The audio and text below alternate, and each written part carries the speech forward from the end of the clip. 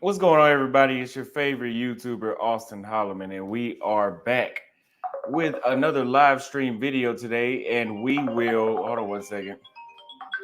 What's going on, everybody? It's your favorite YouTuber, Austin Holloman. We are back with another live stream video today here in Sao Paulo, Brazil. If you guys watched last night's live, you saw that I went on a complete rant about how I'm kind of tired of being Sao Paulo. So today, during this show, we will be doing a fundraiser to go to the next place. I will let the chat decide again if you guys want me to go to Manaus sooner, or if you guys want me to go to Portugal or Turkey in the next couple of days. And the fundraiser goal for today is 750, and we will verify that if we need exactly 750. We will verify that together on exactly how much we need and when we can leave, and you guys will know what's happening next here on the channel, because Sao Paulo is a great place to visit. It's a great place to visit. People are friendly, not as friendly as other parts of Brazil, but they're friendly. I like the people here as well. Beautiful people. It's a lot to do in the city, but to come here to date, it's not the place at all. And if you are a single man like me, it is very unrealistic to think that you can stay longer than 2 weeks as a single man. And the dating is like a whole nother job itself. But we will get more into that later on, you guys. So yes, you did hear a fundraiser. This is not the first time, and that is actually a mild amount, because we've raised probably 3 or 4 times that amount, or even 5 times that amount on a live stream before. For everybody that's like, oh, Austin doesn't look in the camera, I put the camera directly in front of me today so you guys can see my face and see exactly what I'm thinking and see exactly when I'm not paying attention, which I do pay attention very often. You guys just don't think I do. Now, we will bring the guest up, but one other thing, I'm going to give you guys 30 seconds to click the pinned comment in today's live chat, and it should be in the comment section as well. There will be no more vlogs on this channel. All the vlogs that we will upload from now will be on Austin Holloman Vlogs channel, which is pinned at the top.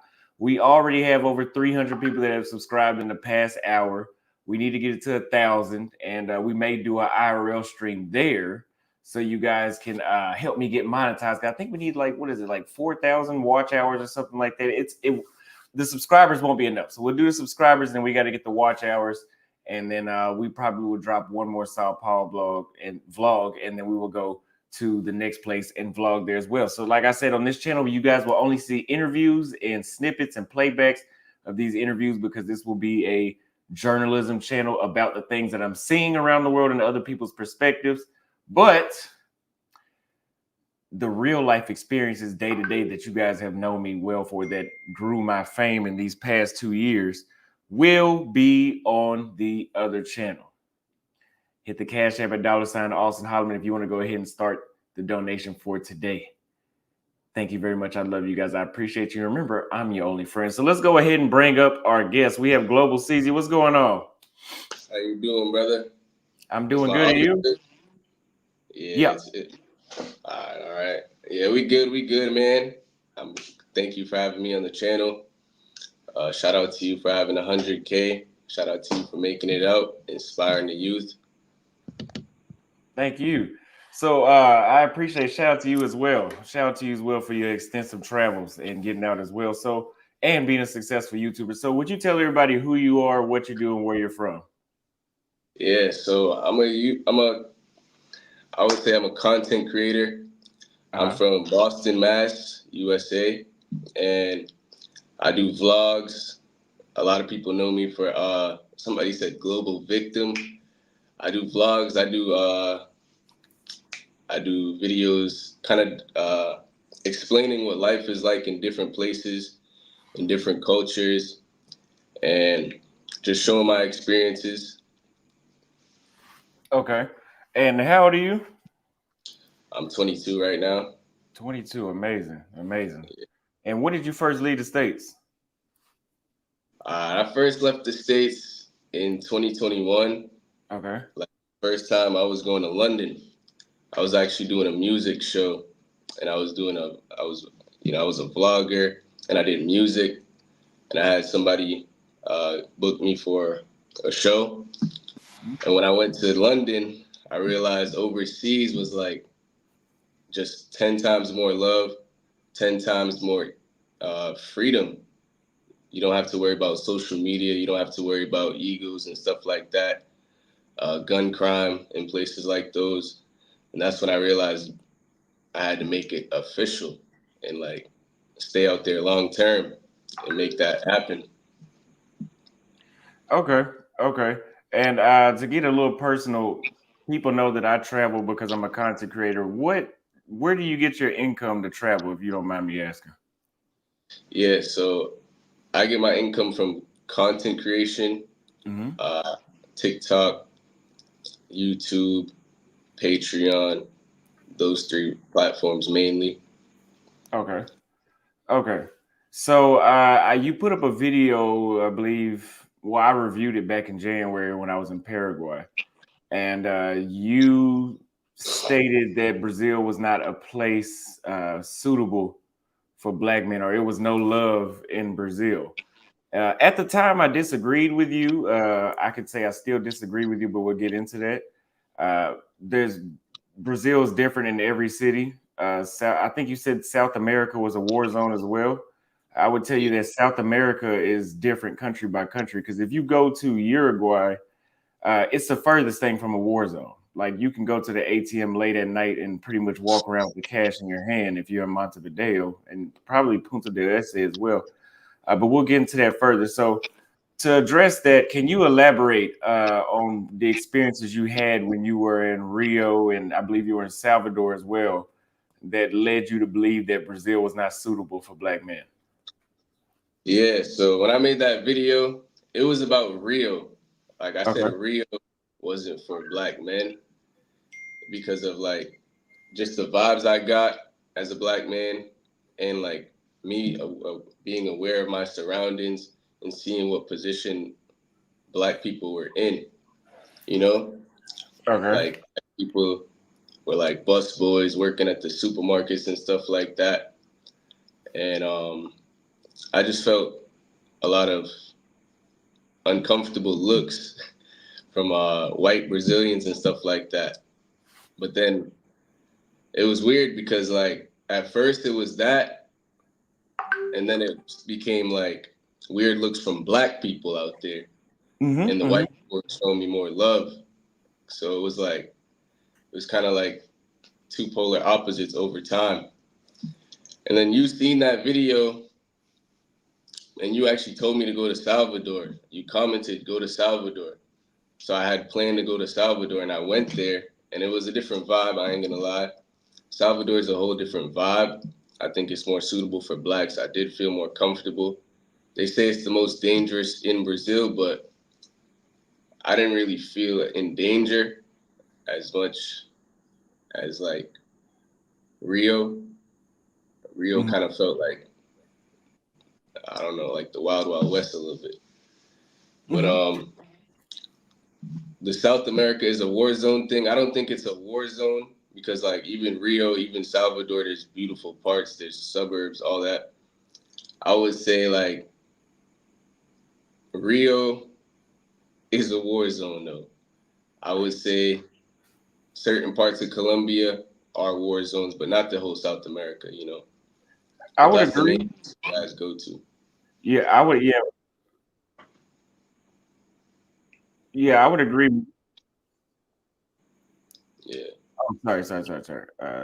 Other thing. Yeah, I would agree with you. Most of the places that we go to are indeed war zones, like Medellin, Cartagena, Rio. Rio is very unpredictable when it comes to danger. That's why I think you said in Salvador you didn't feel unsafe, because in Salvador you pretty much know where you shouldn't be at. Versus Rio, it could be nice, then it could be dangerous.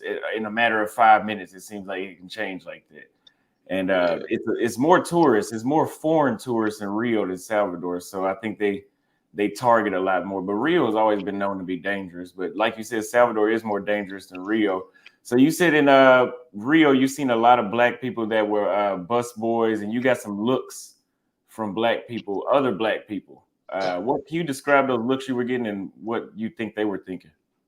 Yeah. So like me going to Rio, you could say I was a little green, but like I was like walking in the supermarket and then every black person just like black women and stuff like that just staring at me with like some weird dirty looks.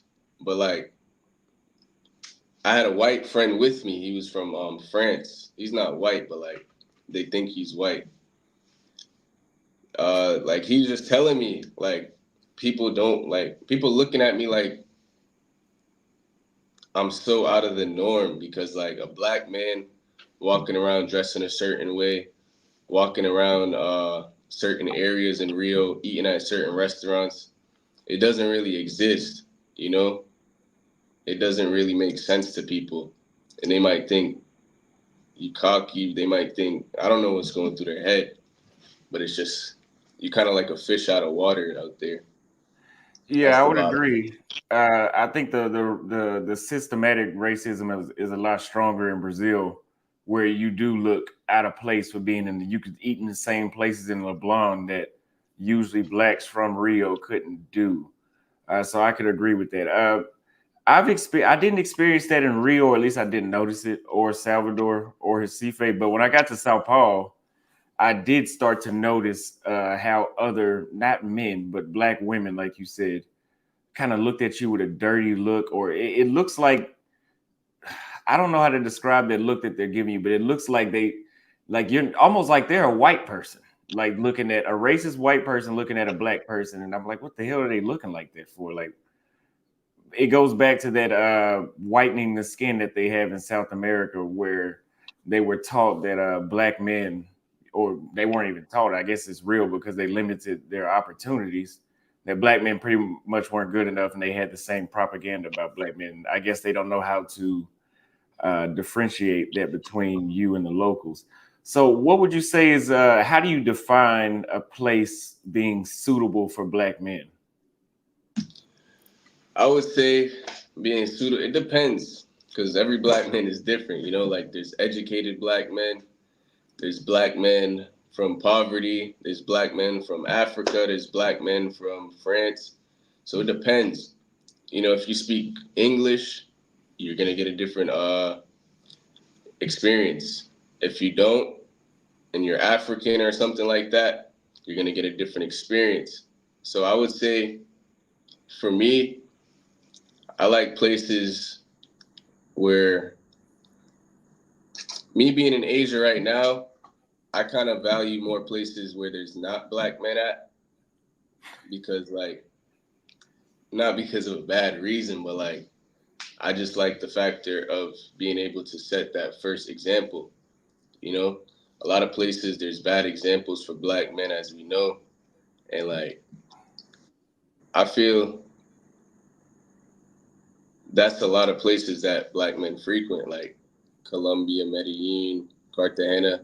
They have kind of a weird stigma for us, but Mm-hmm. that's like they tolerate us the most, though. That's the thing. A lot of those places tolerate black men a lot. So I would feel like it depends on who you are as a black man.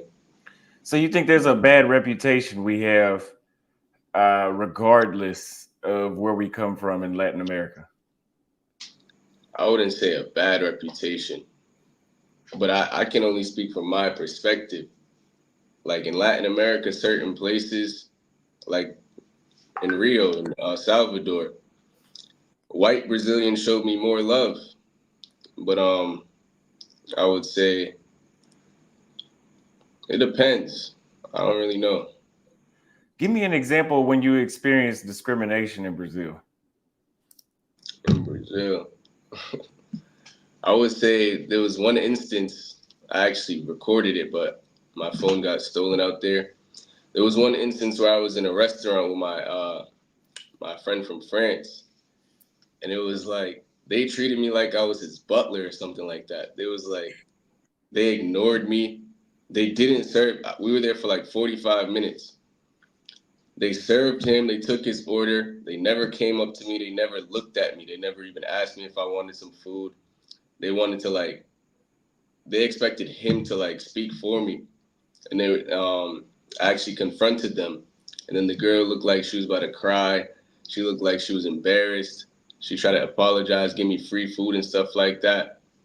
and it was like I guess she saw me recording, so like she tried to like make up for it and stuff like that. And she said she assumed he didn't speak the language, but I'm like, you didn't even ask me if I wanted something. You didn't even look at me. So it was kind of, I wasn't mad. It was just like, wow, this is really happening right now. And that was a common theme out there. Do you think a lot of Americans that go to Rio have that same experience? I A wouldn't lot of say Black that. Americans. I wouldn't say that. I feel like for me, as a 22-year-old, they kind of look at you like, well, they kind of look at me like I'm from the favela. Like older black guys and stuff like that, it's kind of obvious that you're not from Rio, you know? It's kind of obvious you're not Brazilian. For me, it was like they look at me like I'm straight from the favela. So it's like, how the fuck did he get here? You know? Okay, so would you say would you say that it's something that you could do to yourself to change that experience? Of course, just be in different areas, you know, uh, just carry myself a little different. You know, that's what I did when I went to Salvador. Just carried myself a little different, you know. Okay, so the way you carry yourself. Okay, so uh, what experience did you have in Brazil that made you just be like, okay, you want to label it? You had your mind set on what you thought about Brazil. Like, what experience did you have that solidified your stance on it? Just the overall experience and the vibe, you know, and just being around locals and the stories they were telling me and stuff, and just the energy they were giving me, like it was just, it was kind of, it's kind of graphic, you know, being around older Brazilians.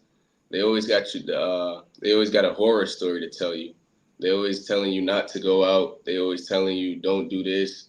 They look at you crazy for walking around. They look at you crazy for going certain places, going to certain events. You know, I was staying with locals when I was out there, locals in guest houses and stuff like that, older Brazilians, and it was kind of every time I left the house, they were putting like fear in my mind.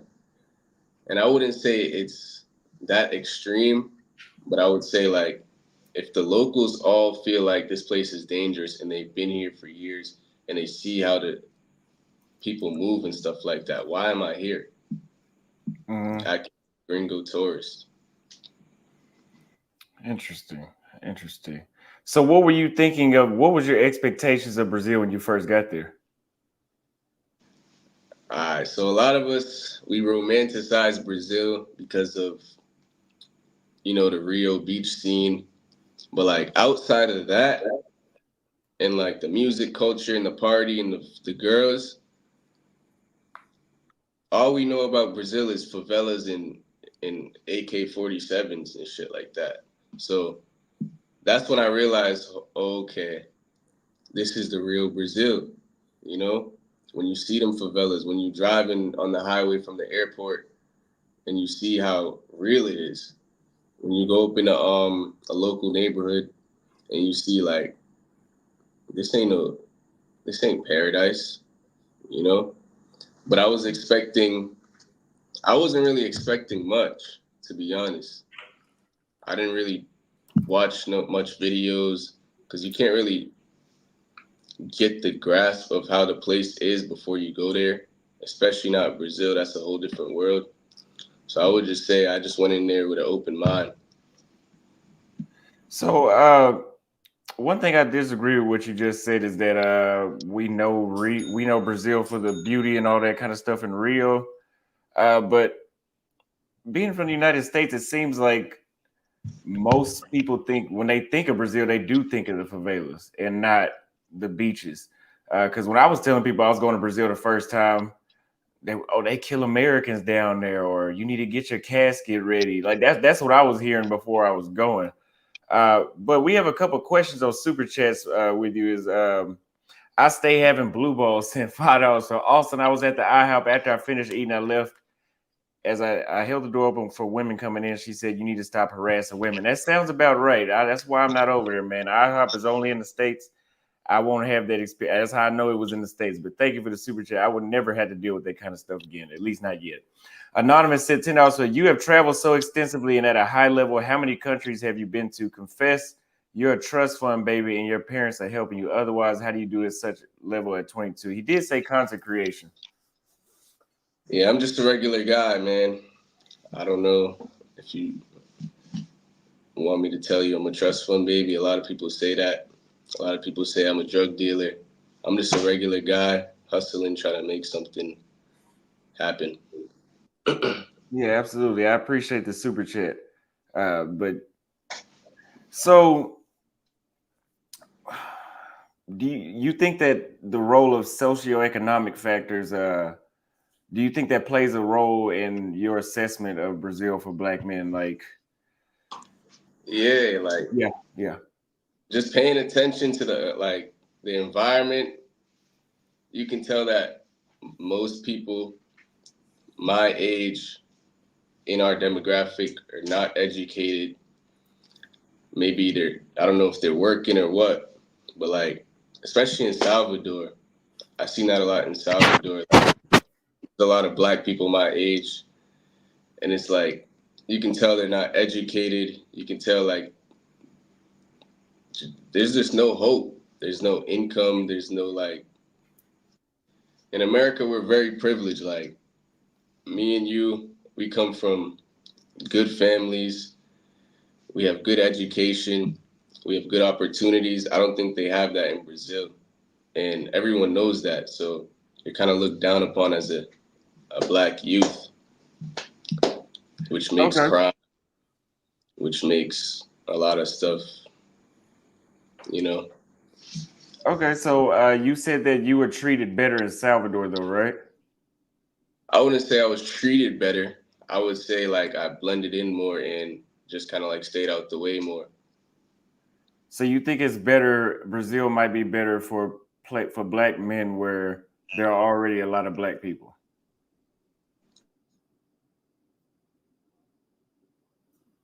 I wouldn't really say that. I'm really an introvert, so I didn't really like all the attention in Rio, but it was cool. Rio was more of a international vibe, you know. Salvador, I would say if you're retired or like you speak Portuguese, Salvador. But if you don't speak Portuguese as well, I would say Rio. I would agree. So, how does Brazil compare to other countries you've been to as far as racial dynamics? You said that you didn't want to be in place where it's a lot of us already. So you think you're not discriminated in Asia? Nah, you are in Asia, but it's not systematic. Brazil, it was systematic, so it's like it's an uphill battle sometimes. Like just the public perception, going certain places, you know. But it's not hard to ignore anywhere, to be honest. But if you're paying attention, if you're solo traveling, you're kind of like more you're kind of more vulnerable to people's opinions. But when you're with another person, it really doesn't matter what anybody else thinks. So do you think that if you wanted to, the woman's family would accept you more if she was Japanese or if she was Brazilian? Uh, I would say Brazilian. Okay. Say Brazilian. So you do think you think you probably don't experience discrimination in Asia on a day to day, but when you go to that part, you think you would. Yeah, just knowing the mindset of Asian people and Asian families, they're very kind of stuck in traditional racism. It really Okay. has justification for it. So based off your experience, what advice would you give to black men that want to move to Brazil? I would say you need to learn the language. I would say have resources. I would say try it out before you move there. And I would say learn the culture and not just distract yourself with women, and pay attention to your surroundings at all time. Keep your head on a swivel. Okay, so despite your experiences, because it sounds like you didn't have the best experience in Brazil, what is one of the most positive experiences you had in Brazil? Brazil. I did appreciate the culture. Like, I love the culture. Like, I'm not too familiar with it, but I do appreciate the culture from the outside looking in, how inclusive it is and how friendly people are, you know? Okay, okay. So, how do you think that Brazilians view Black Americans versus the locals? I would say they don't really know much about Black Americans. I Really? don't think people expect you to be from America when you're there. You know, as much as in Colombia they automatically know you're American everywhere you go. Like not everywhere, but they're used to Americans coming in. Brazil, I don't think American people go there much, you know, so they're not thinking America. Okay. Okay. So, what cultural aspects of Brazil did you find challenging to navigate because you were Black? Uh, I wouldn't say any because I'm Black, but learning the language did take a little time. It did take a little time, you know, but I wouldn't say any cultural Okay. difference. So, how did people react to the video that you posted about Brazil not being good? What is some feedback you got from that video? Uh, Mainly on TikTok. I had a few videos blow up on TikTok talking about my experience in Rio, and a lot of people kind of agreed how a lot of Latinos kind of said, yeah, we do like look at Americans like y'all are privileged and stuff like that. We do kind of envy gringos, you know, and a lot of Americans, you know, the pride, especially a lot of older Black guys, they got this pride thing where they think everybody just loves us. They think, oh, it's you, it's you. When I'm just speaking my experience, it's not really a big deal. You know, I just tell it like it is from my experience. You know, a lot of people think I'm just being negative when really, like, people think I'm a victim. I'm a winner. I'm just a winner. I'm just telling you the real journey.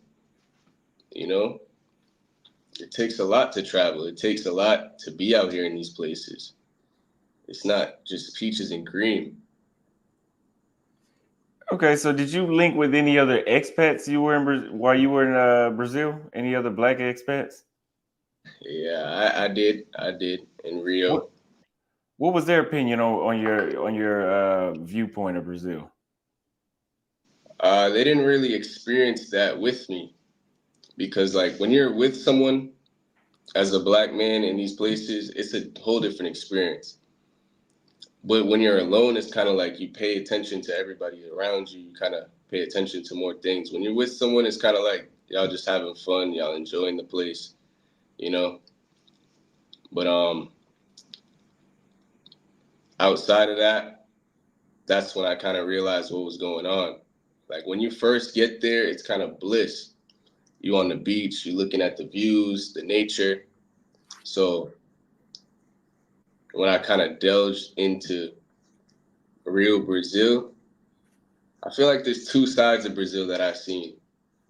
I was in the suburbs where it was cool, it was peaceful, and then I seen like the favela side, like the local lower class people, and it was a whole different vibe there as well. Okay, okay. We don't need to ask you that question. So, how do you think? Do you think that Brazil could fix this at some point to be better for Black American men, in your opinion? I don't think they want to, like, and I've heard this from other people. Brazil doesn't really want to diversify. They don't really want to, you know. There's actually a movie called. It's kind of I forgot what it was called. It's kind of like a concept of where Brazil sent every black person back to America instead of like bettering the society, Africa. They had a movie where they sent every black person back to Africa instead of bettering the society, even if you have one drop of black. So that kind of tells you how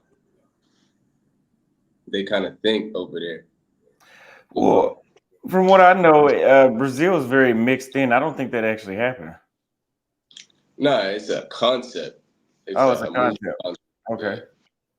Because from what I seen was they instead of them wanting to like in the United States, they chose to segregate, and we were able to become pro-black because of that. They just use the system. Most of Latin America really just use the system of mix in with us, and if you're not mixed in with us, you're beneath us. Yeah. Which I believe that's what really happened. But I haven't seen that movie. I had to check out that movie. So, did you ever get any support from any local Brazilians when you dealt with these issues? Did anybody try to help you that was from Brazil? Yeah. That's where kind of like, that's what kind of drove me to put that type of content out. You know, people wanted me to, like, I was staying with this older Brazilian lady, and like, as soon as she met me, cause I met her through my white friend, but as soon as she met me and like, she realized like I'm black, she kind of just told me like the history of this place, the history of that place. She told me all the injustices. She told me kind of just how they view. She's not even black like us. She's more like light skinned, but there she's black. She kind of told me how they treat her, and it was kind of like it kind of made me feel like God, like just the fairy tale shit just went away after that. You know, just the pain that she felt and the anger she had for her own country. So when she did show me that love, I felt like it was my duty to come out and say certain things. So rate your experience on rate your viewpoint on Brazil. 10 being the best. I would say Brazil is not for me. I would say I would give it a 7 because like I do love the party vibe there, but other than that, it's not really for me at this age, at this age, you know, in life. So, how has Brazil influenced your content and your future travel plans? Like, how has you said you want to speak more about that in your content? I've seen that on your content. And do you pick and choose, or do you study the history of places before you go there now? Yeah, I do study the history a lot of everywhere, but I would say after Brazil, it kind of really opened my eyes to that world, like South America and just what's going on out there. It kind of opened my eyes to that and made me realize these ain't really tourist places, you know? These ain't really tourist places. Like, Okay, go ahead. can can I ask you a question? Yeah. What would you rate Brazil overall, and like, just give us a synopsis of your Brazil mindset versus back when you were making the videos with Fred, because that's what First, we know about Brazil, and like that's what I knew about Brazil, about when you were making those videos, just talking about the culture, the woman. first, I would say it was a 10 when I first started. It's still my favorite country so far. I still would give it a 9 or even a 9.5. I think I only shaved off a half a point or a point because of how different Sao Paulo is. But even with Sao Paulo, I would rate it on a Brazil scale, not a worldwide scale, but on a Brazil scale, out of the 4 cities I've been to, I would give it a 7. Sao Paulo, but my last experience in other places, I still rate them a 10. Okay. Because I've ran into some of the stuff that you're talking about, but not at the magnitude that you're talking. Like, honestly, I think I would stay here in Brazil if I was not a content creator.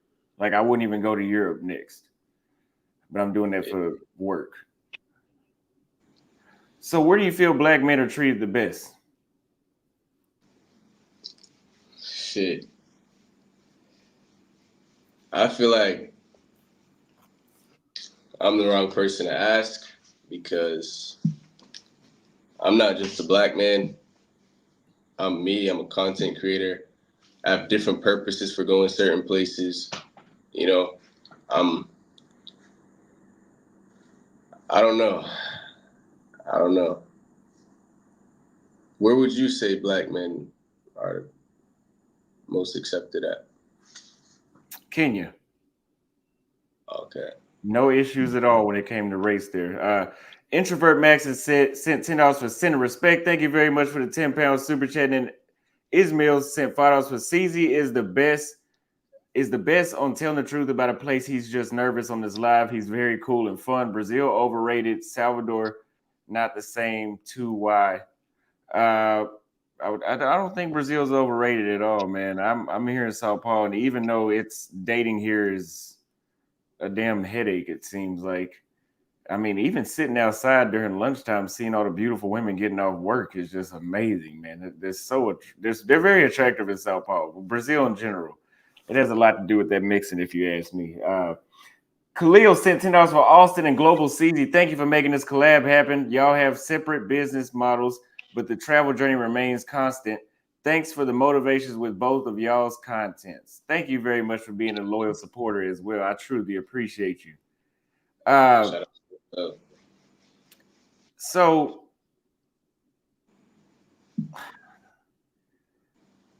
what specific qualities or conditions make a country welcoming as a black man for you? I would say friendliness. I would say people that respect their own culture. I would say people that are open to foreigners in general. I feel like at my age, that's a conducive environment for me. But I'm not just here to say like they need to roll out the red carpet just because I'm black. I'm really an introvert, so but I do appreciate that. Like growing up as an introvert, as a shy kid, I always appreciated when people kind of went out their way to make me feel comfortable. I kind of appreciated when people went out the way to make me feel like accepted. So I feel like those are good environments for us as black men to where we know there's no animosity, we know there's no hate. Would you ever do you ever feel like you would ever want to switch your race? Or it's not Never, that bad? never. Okay, yeah, I, it's not that I bad like then. being like I love being black. Like people might think I'm just like everything's about black for me. I feel like I'm the villain more than the victim. I feel like I'm breaking those stereotypes. I'm breaking that negative stigma. I'm not scared of anyone. I'm not, tucking my tail. I'm not running from like I show everybody respect. I show everybody that black men are stand up and confident guys.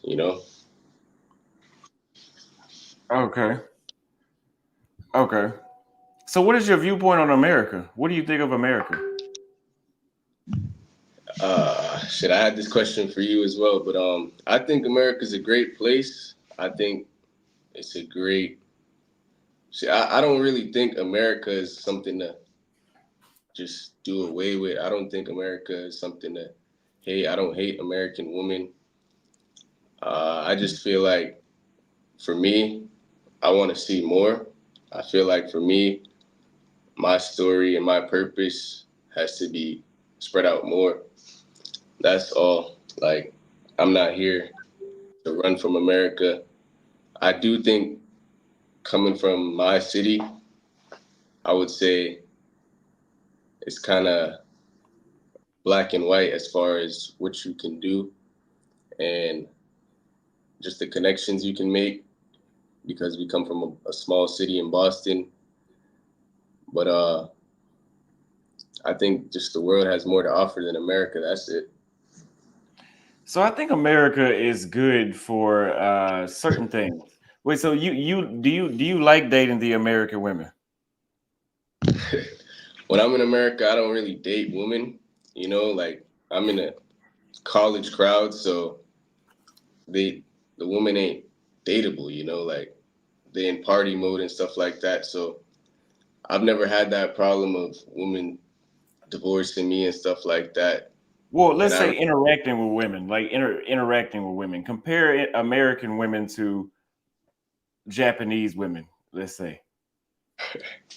so interacting with American women, I've never really had problems. Like I'm a man who has respect for myself, so I've never been disrespected by women. But I wouldn't say I wouldn't really say I would say American women ain't looking for love, and I'm not looking for love either. So I can't really speak on that. But Japanese women, they're not really my type either.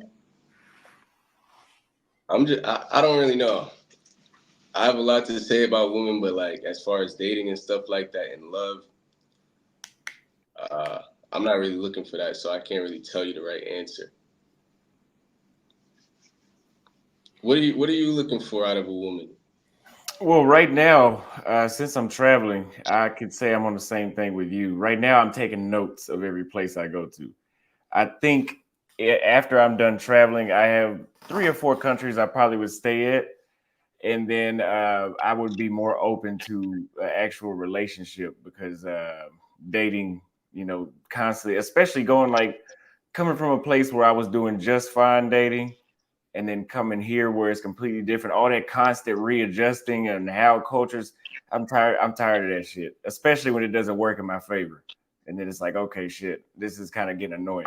So let me say, would you rather date an American woman or a woman from another country? Uh, I kind of like women from more. I just like women I can relate to. As to be honest, like being Caribbean American, I kind of relate to more down to earth women or sometimes women from third world vibes or third world cultures. I just like cultured women in general, to be honest. I like cultured women. And sometimes American women just have social media culture, you know? I like women who come from cultural backgrounds. It Okay. makes the relationship more fun and you can gain something out of it. So you get you just want something different. Yeah, I just want somebody who knows themselves. Okay. Okay. Somebody said Austin is trying to get him to shit on American women the best he can. No, that's not what it is. So we got another super chat from the Millie Gang sent files with CZ is young but spiritually older. His eyes observe life first and participate second, it seems. Thank you for the super chat. He is doing a good job of observing things. So you think it's absolutely necessary for black men to research racial dynamics before they go somewhere? Yeah, but I would say just have that in the back of your mind. Like my last video I made about Asian women. That was like, if you watch the video, you can see that at the beginning I said, do Asian women like black men? No. But at the end, I kind of gave a synopsis of, okay, they do like us, but here are the details in the, the devil in the details. So I would say you do have to do your research and know what's going on, but I wouldn't tell anybody not to do something. I wouldn't tell nobody not to take that risk, not to jump off that bridge, You just providing your experience. Yeah, I'm just providing some foreshadowing. So you think Asian women don't like black men? I would say they like us, they don't love us. That's a lot of these women that aren't black. I would agree with that. I think a lot of non-black women just I call it fetishizing. But it depends. Of course, it's not always 100% true, but I think it's on a general level, yeah, more than likely the experiences I have just came off very much as a fetish. So who do you think Asian women like then? Who do you think that they love? Of course their own, but who else? Bro, I'm gonna be honest.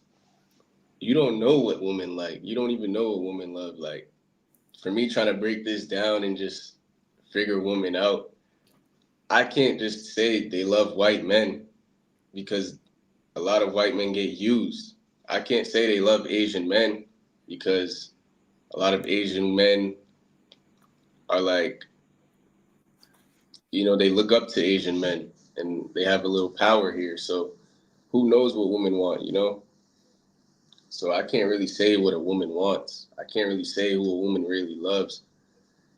But I know for black men, a lot of times it is like a fetishization. It is like a little fantasy idea in their head that they're trying to fulfill. Have you ever been fetishized? If so, what? Give me an example. A lot. A lot. And it's cool in the moment, but when you look back and you realize, damn, I just wasted my time, But like even 2 days ago, I'm with this girl and she's just telling me like, just every minute is something about black man. It's something about how she's with a black man.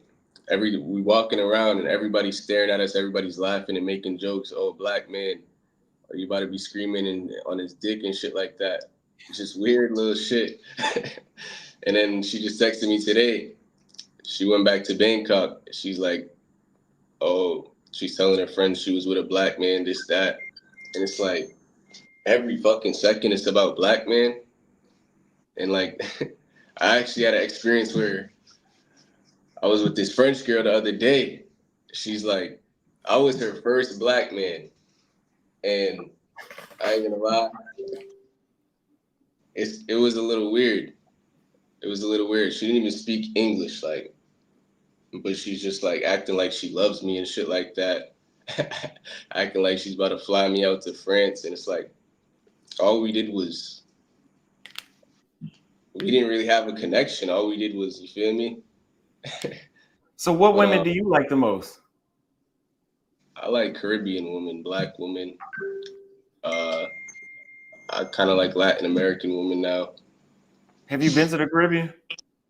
Yeah. Where did you go? I've been to Jamaica, Barbados, Bahamas, and I would say Cartagena's the Caribbean too. I like those women. It's a lot of Caribbean vibes out there as well. I would agree. I enjoyed Cartagena as well, up until a certain point. So let me ask you this. Do you think your experiences that you had in Brazil, that I guess from what it sounds like you didn't really enjoy it, do you think that's just you or do you think it's generally true? I would say a little bit of both. I would say a little bit of both because it's easy to.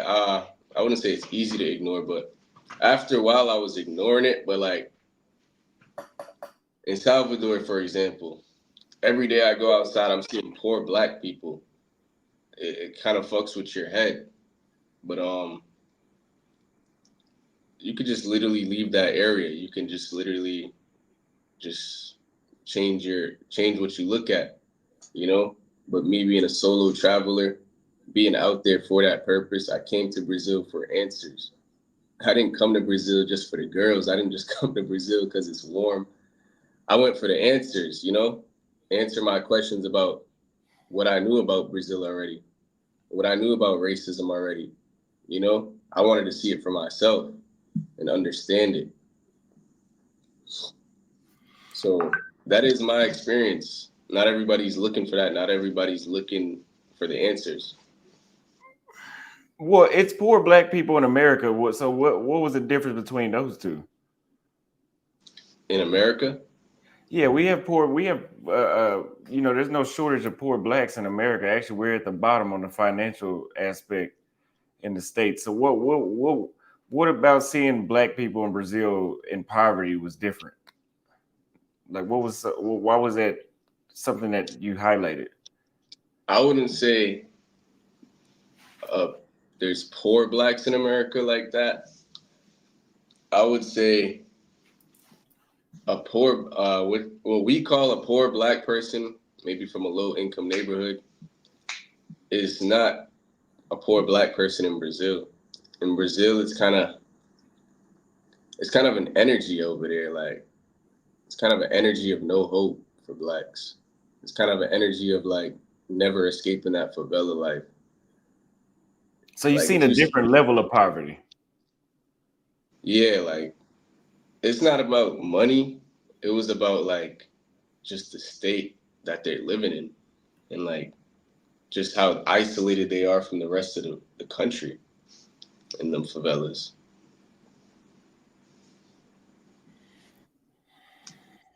Okay. So do you think local law enforcement impacts the safety? Do you feel that law enforcement in Brazil is a threat to black men? I never had any encounters with law enforcement. I don't think you'll have that in Brazil.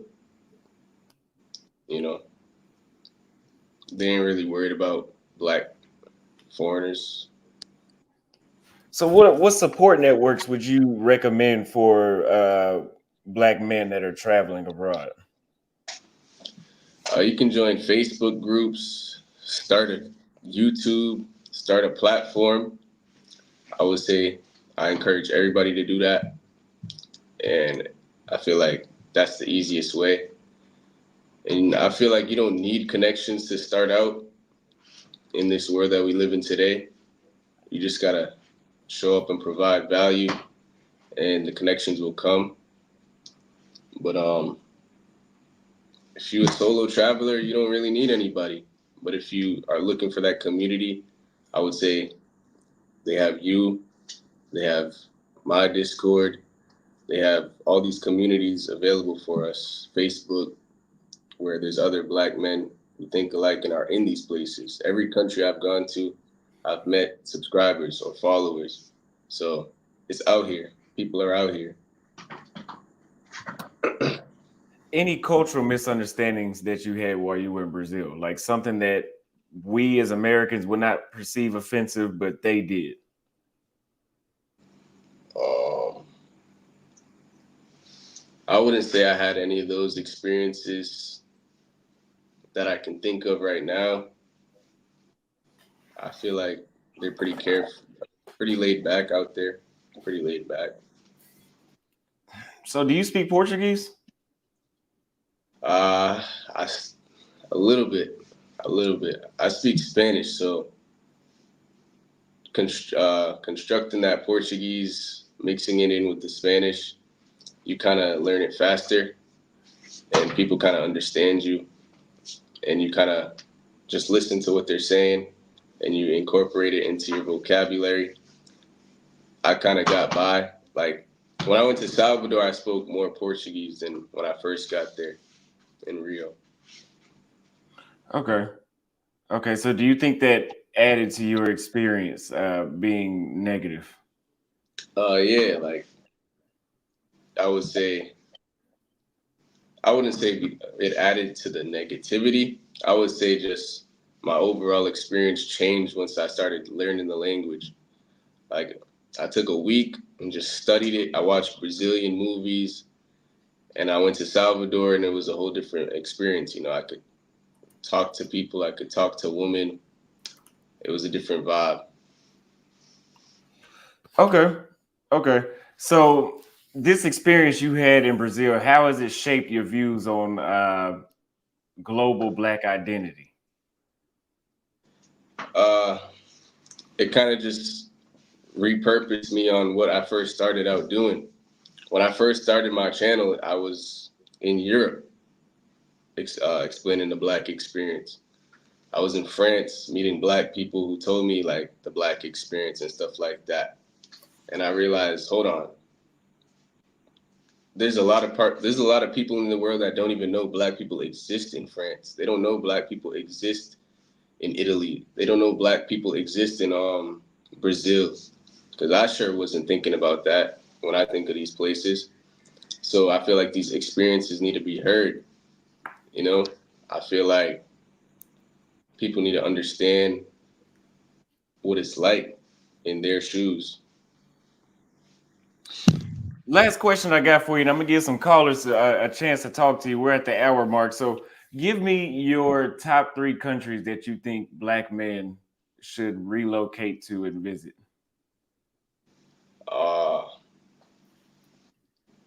I haven't been enough places. I haven't been to Africa yet, you know, so I feel like there's a lot of countries in Africa that would be suitable. But out of places I've been to, I would say Thailand is cool. It's cool. I would say Colombia could be cool. Depends on what type of energy you bring out there. And I would say mainly those 2 is where I felt the most comfortable. Okay. So let me read a couple of these super chats and then we'll take a slight 2-minute break and then we'll do some call-ins really quick. Flight Madness says, honestly, lots of Africans in Asia messing up, lowering the image of Black men, seeming poor and desperate for a green card is not attractive.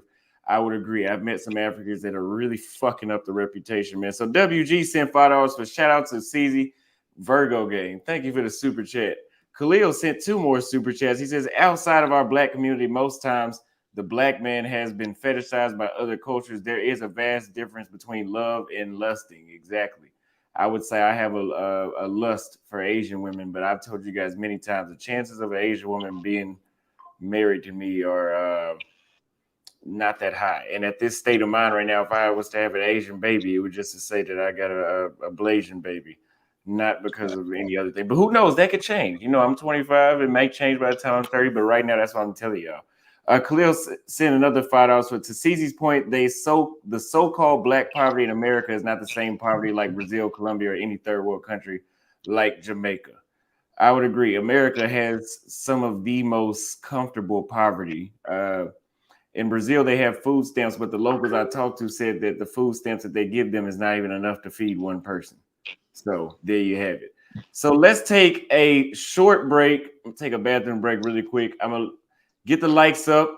We have 522 people watching. It says, I don't know if that's all on YouTube, but get the likes up and then we will continue. Make sure you guys subscribe to the other YouTube channel.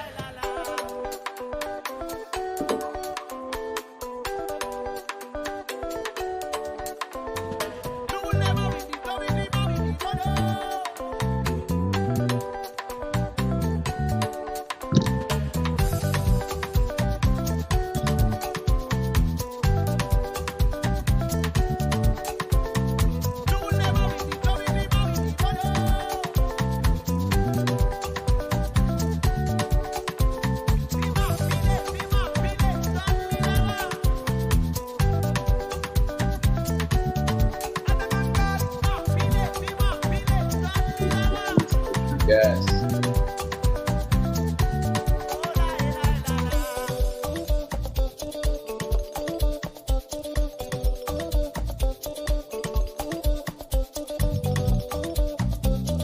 "22, bro." Excuse me, guys. I just woke up. It's 5 a.m. right now. That's why. I just woke up.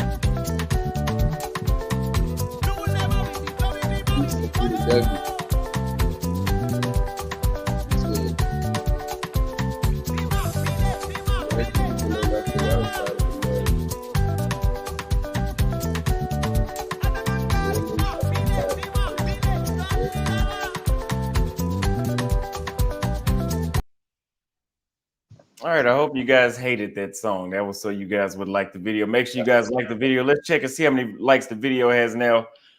We are at 382 watchers, so I guess the rest are on Twitter, and we only have 109 likes. You guys like the video so more people can find out, so we can talk to Global Caesar here today. So let's bring up our first caller. We have Buck Travels here, and I guess he has something he wants to say to you about your experience in Brazil. Go ahead. Hey man, salute to the panel, Austin Holloman and Thank you. Global Sleazy and in the chat. So usually when people go to Brazil, man, they give it like nines. Like I've never heard one person say, "Yo, I had a bad time out there." Everybody I know, or in my circle, or in the WhatsApp groups, they always say, "Brazil is lit. Brazil is that, man. This is my 8th time going over there. I love this place. I'm gonna live over there." What makes you give it a what is it? Do you give it? Correct me if I'm wrong. But you gave it a 6, a 7. 7. Yeah. So what made you give it a 7? I'm trying to figure out. I would say Brazil as a tourist or an expat was a whole different world than me actually like being amongst other, black people or light-skinned people, whatever. So just knowing that and like having that vision and be in local areas, it was kind of like outside of the beach vibes, Brazil is just, it wasn't for me. I love the nature, I love the beach, I love the girls, I love the parties, just like you. But just being in them local areas that most people wouldn't go to, I kind of realized it's not my vibe. But okay, so let me follow up with this. So the way, from what I'm getting, the way you're thinking from is from a local point of view. But do you realize we're coming to these countries as guests and as a tourist? So we're supposed to have our point of view instead of the locals' point of view. Like if I'm going to Brazil, I'm gonna stay in the best area.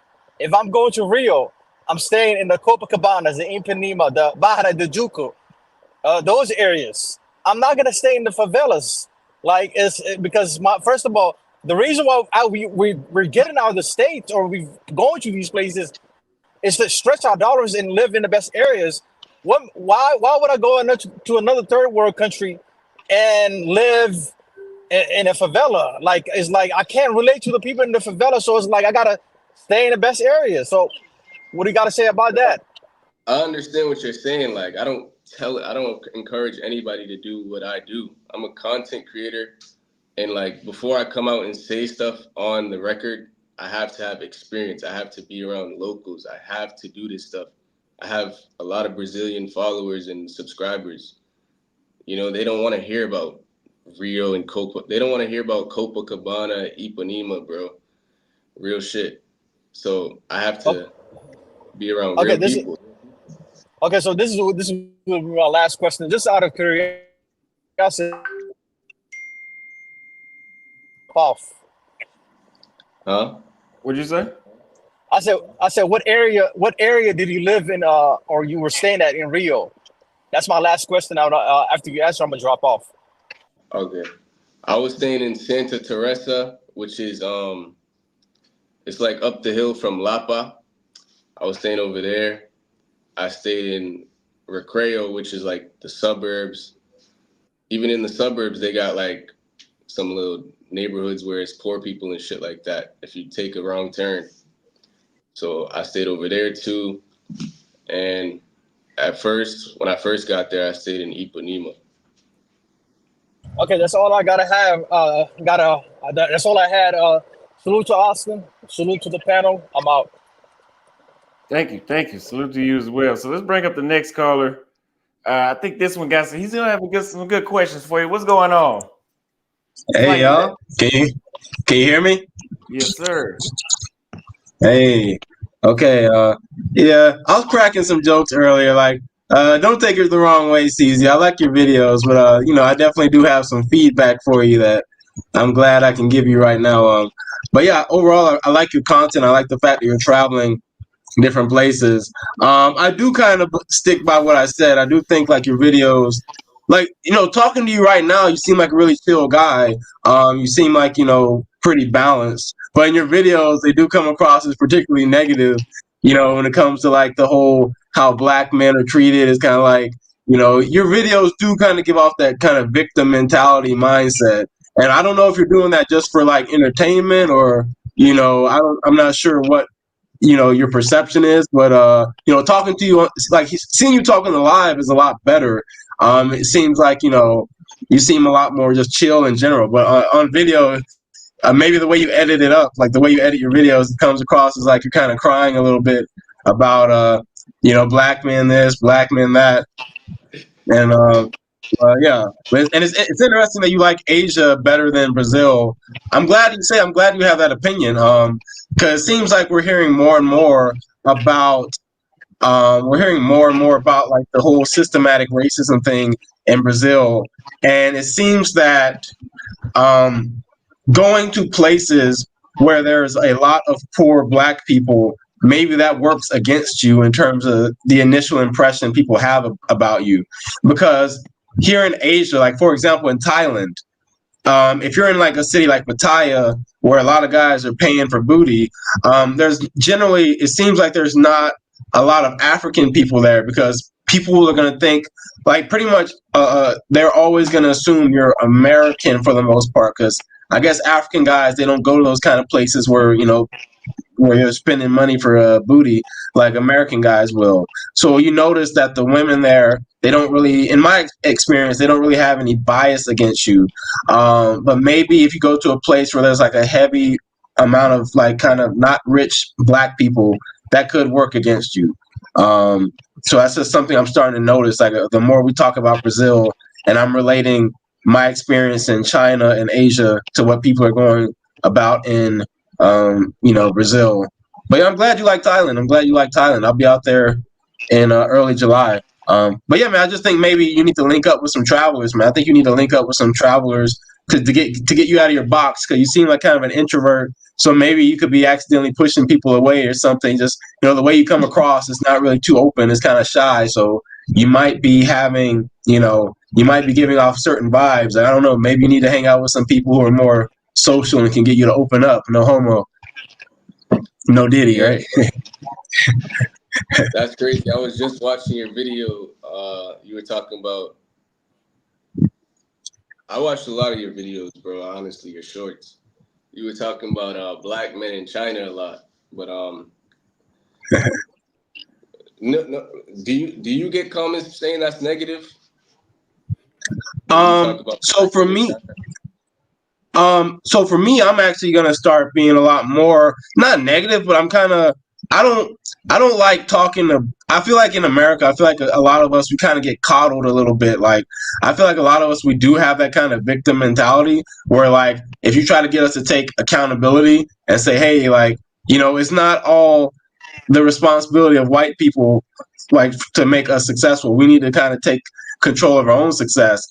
I think if you talk that kind of first of all, a lot of black people aren't going to listen to you, because I feel like a lot of us have been programmed to think that, our fate is in the hands of white people. So, I kind of want to fight against that kind of mindset. Like, I believe in like 100% accountability. So I'm responsible for what happens in my life. I'm responsible for how people respond to me. I'm responsible for my own success in life. That's the mindset that I want to push out. And that's what I kind of care about putting out in my videos. So, I don't like this whole, like, I'm depending on this other group of people to treat me nice, et cetera, et cetera.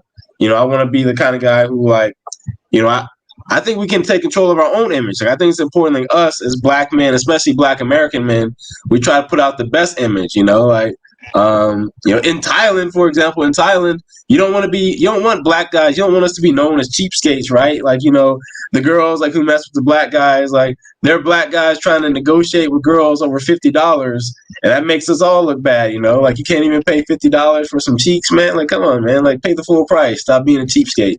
So I just want us to put off a better image, you know? Yeah, but I would say I don't really push negativity. I don't really push a victim thing. That's what people hear, and I know how to. Austin does the same thing.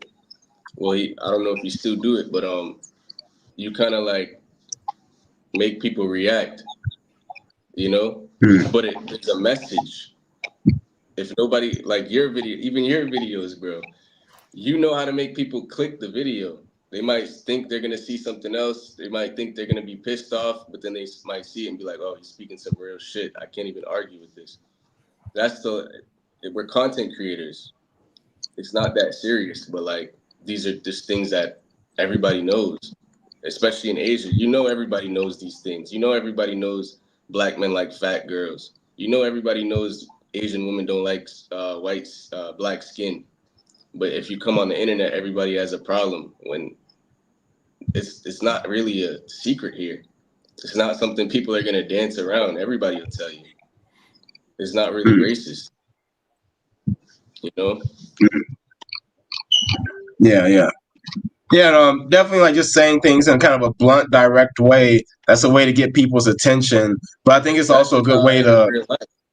It's not an attention thing. I'm a real life blunt person, you know? Yeah.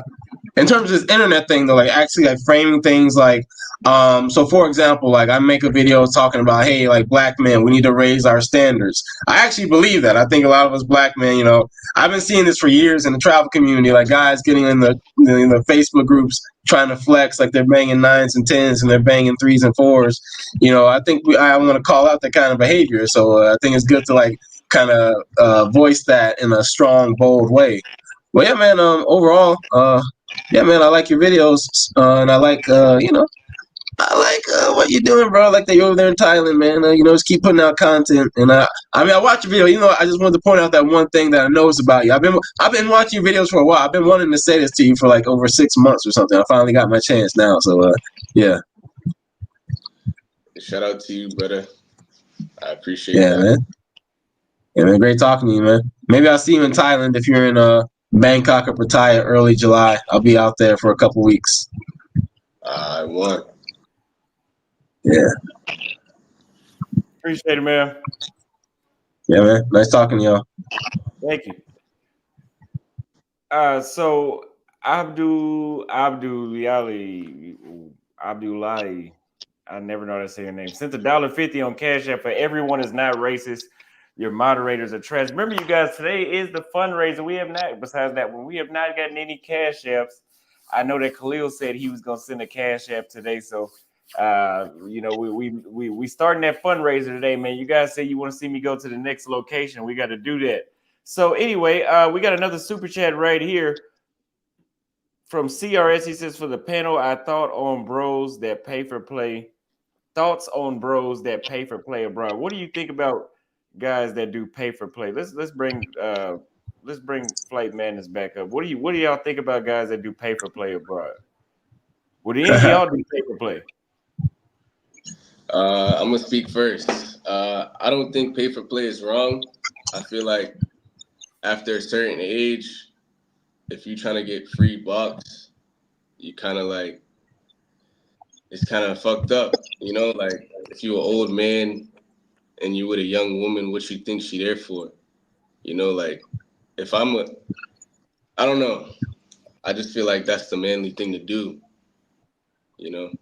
But pay for play on the regular, I feel like that's what makes the world go round. I feel like everybody acts like they get bitches. Everybody gonna act like they're you know, like the finest man ever, and they're really not. Like it's nothing wrong with paying for play. Like if you want beautiful women. Yeah. Every man in the chat right now think they get bitches. Don't listen to these guys in the chat, man. Guys in the chat always trying to flex like they're getting all the chicks, man. Guys always trying to say, man, I'm getting all the 9s and 10s. They come over straight to my home. I just text them over. They come over. I don't even have to take them out for dinner, man. I got 9s and 10s just begging to wash my underwear, man. They be flexing so hard. But oh yeah, I see some comments. Yo, I'm an introvert too, man. Don't get it twisted. Like I'm an introvert too. I guess I'm kind of like one of those kind of entertaining introverts who's like kind of weird. So it's like I seem like an extrovert. I just know how to talk, like kind of like in an entertaining way, I guess. But yeah, I'm so in terms of pay for play, I watched Austin's live stream with Skylar, 1MT, and yeah, for me, I kind of fit with his mindset of I like doing both. I like having like a main girl, and then like, okay, so for example, I'm gonna be in Thailand next week, and of course I'm gonna be having fun. Like, why not? If you got money, why not enjoy it that way? It's not too expensive. I think it's a good time. So I like having my cake and eating it too. So I don't believe you have to do one or the other. I think traditionally in most countries, men do both. Like I don't know why guys are acting like it's such a big deal. Like you gotta do one or the other. Like guys in Asia are doing both. Like it's really normal for a guy to have a wife and kids, and then when he goes out partying with his coworkers or something, like they bang whores, in the KTV karaoke place. Like it's pretty normal, y'all. So I think we got to get over this kind of minds. I think people like to argue. It's like one or the other. It's like it's like the game argument, right? Like yeah, it's good if you have game. There's some guys who feel like they don't need game to get what they want, but some guys do. So it's not one or the other. It's like a mix. So yeah. So I would agree. We could start that whole conversation up again. But Khalil sent another $10 for Austin and CZ. I'll drop a bag for Cash App to both separately. This collab was needed for the culture with opposite viewpoints. Salute. Thank you for the $10 super chat.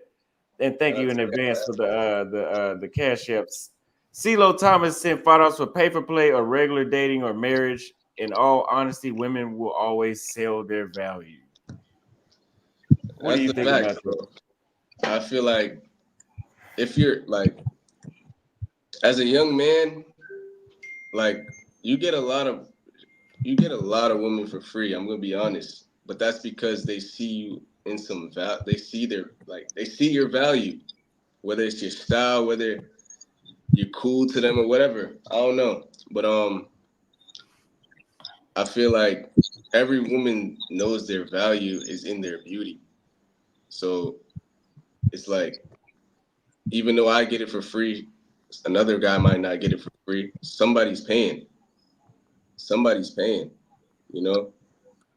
I feel like it's not a big deal.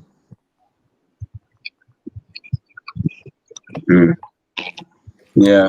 I mean, it is like, it's nice when you get it for free. Yeah. It's annoying when like, for me, I think a lot of guys, if they knew that other guys were getting it for free and they were paying, I think that would make a lot of guys upset.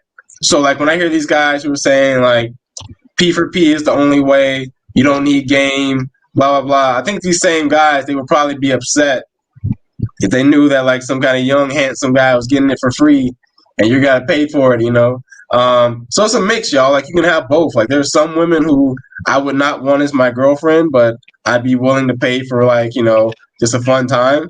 And there are some women who I'm like, okay, this girl is like, wifey quality.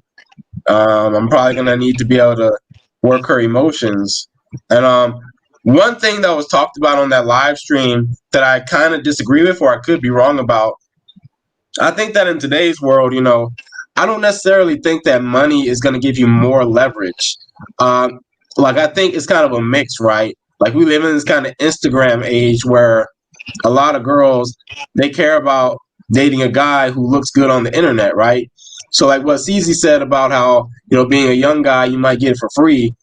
Just being like a good looking guy who looks good on the internet, I feel like a lot of girls might give you play just for that because, they might not want to take pictures with like some kind of unattractive guy, but they might want to take pictures with like a handsome guy. So a lot of guys, you might be able to use that as leverage. If you look decent, there are some women who might just, you don't have to pay for stuff, man. Like, that could be your game. Like, you're just a handsome guy and girls want to hook up with you because of that.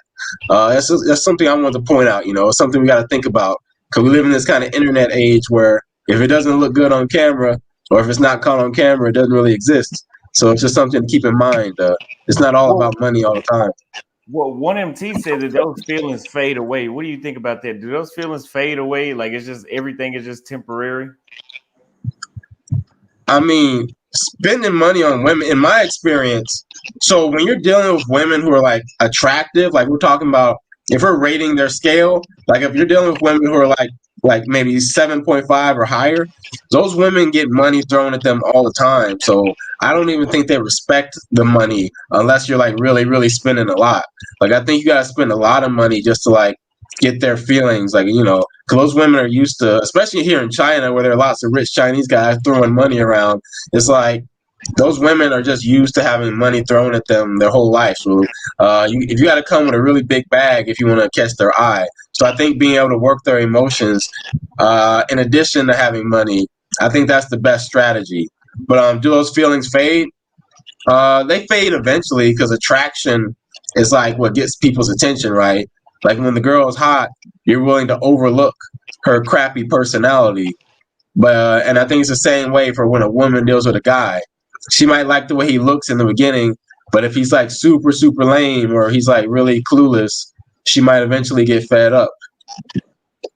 So the next super chat we got right here is from Joe Ball. He says, Austin, I hope you never do pay for play.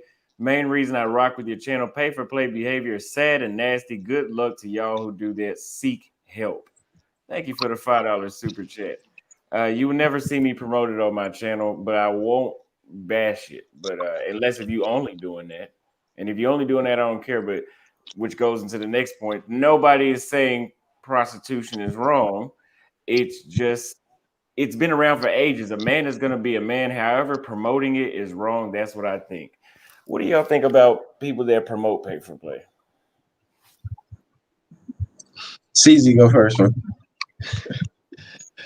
Promoting pay for play, I wouldn't say it's wrong, but I say like it's not a good image. I would say it's not a good image, but I wouldn't say it's wrong. Like I respect people. If you're doing it to be real and just be transparent, I respect that. I respect that. But I would say from the outside looking in, if you're not a man or if you're not in the you feel me, in the space, it could look like some sex trafficking shit or like taking advantage of women shit. But as people who travel, we know like it's not that big of a deal. The world revolves around that shit. But I'm not against it. I think if you're against it, you're in the wrong country because Thailand is not the country to be in if you have a moral problem with pay for play. I say, yeah, I'll stick by that comment. Like, it's really funny to me how people travel to Thailand and they might have an issue with it. And it's like, it's right there in your face. And the thing is, guys, you're right. You can get like, I imagine like in the future, they probably will have like a crackdown on guys who are like advertising going to these places, knowing that they're paying for booty. But yeah, I don't have like,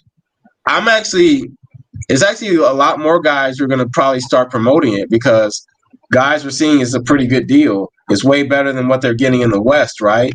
So like, for what, like from 50 to like $160, you can get some pretty decent action in Thailand. Yeah, so it's like, that's a pretty good deal compared to what guys are getting in the States. They're dropping racks. Like I saw one video, a guy flew a girl out and like gave her a 5-star treatment and she didn't even give him anything. And he was making the video. He was screaming at the girl like, I was a gentleman this whole time and you blah, blah, blah.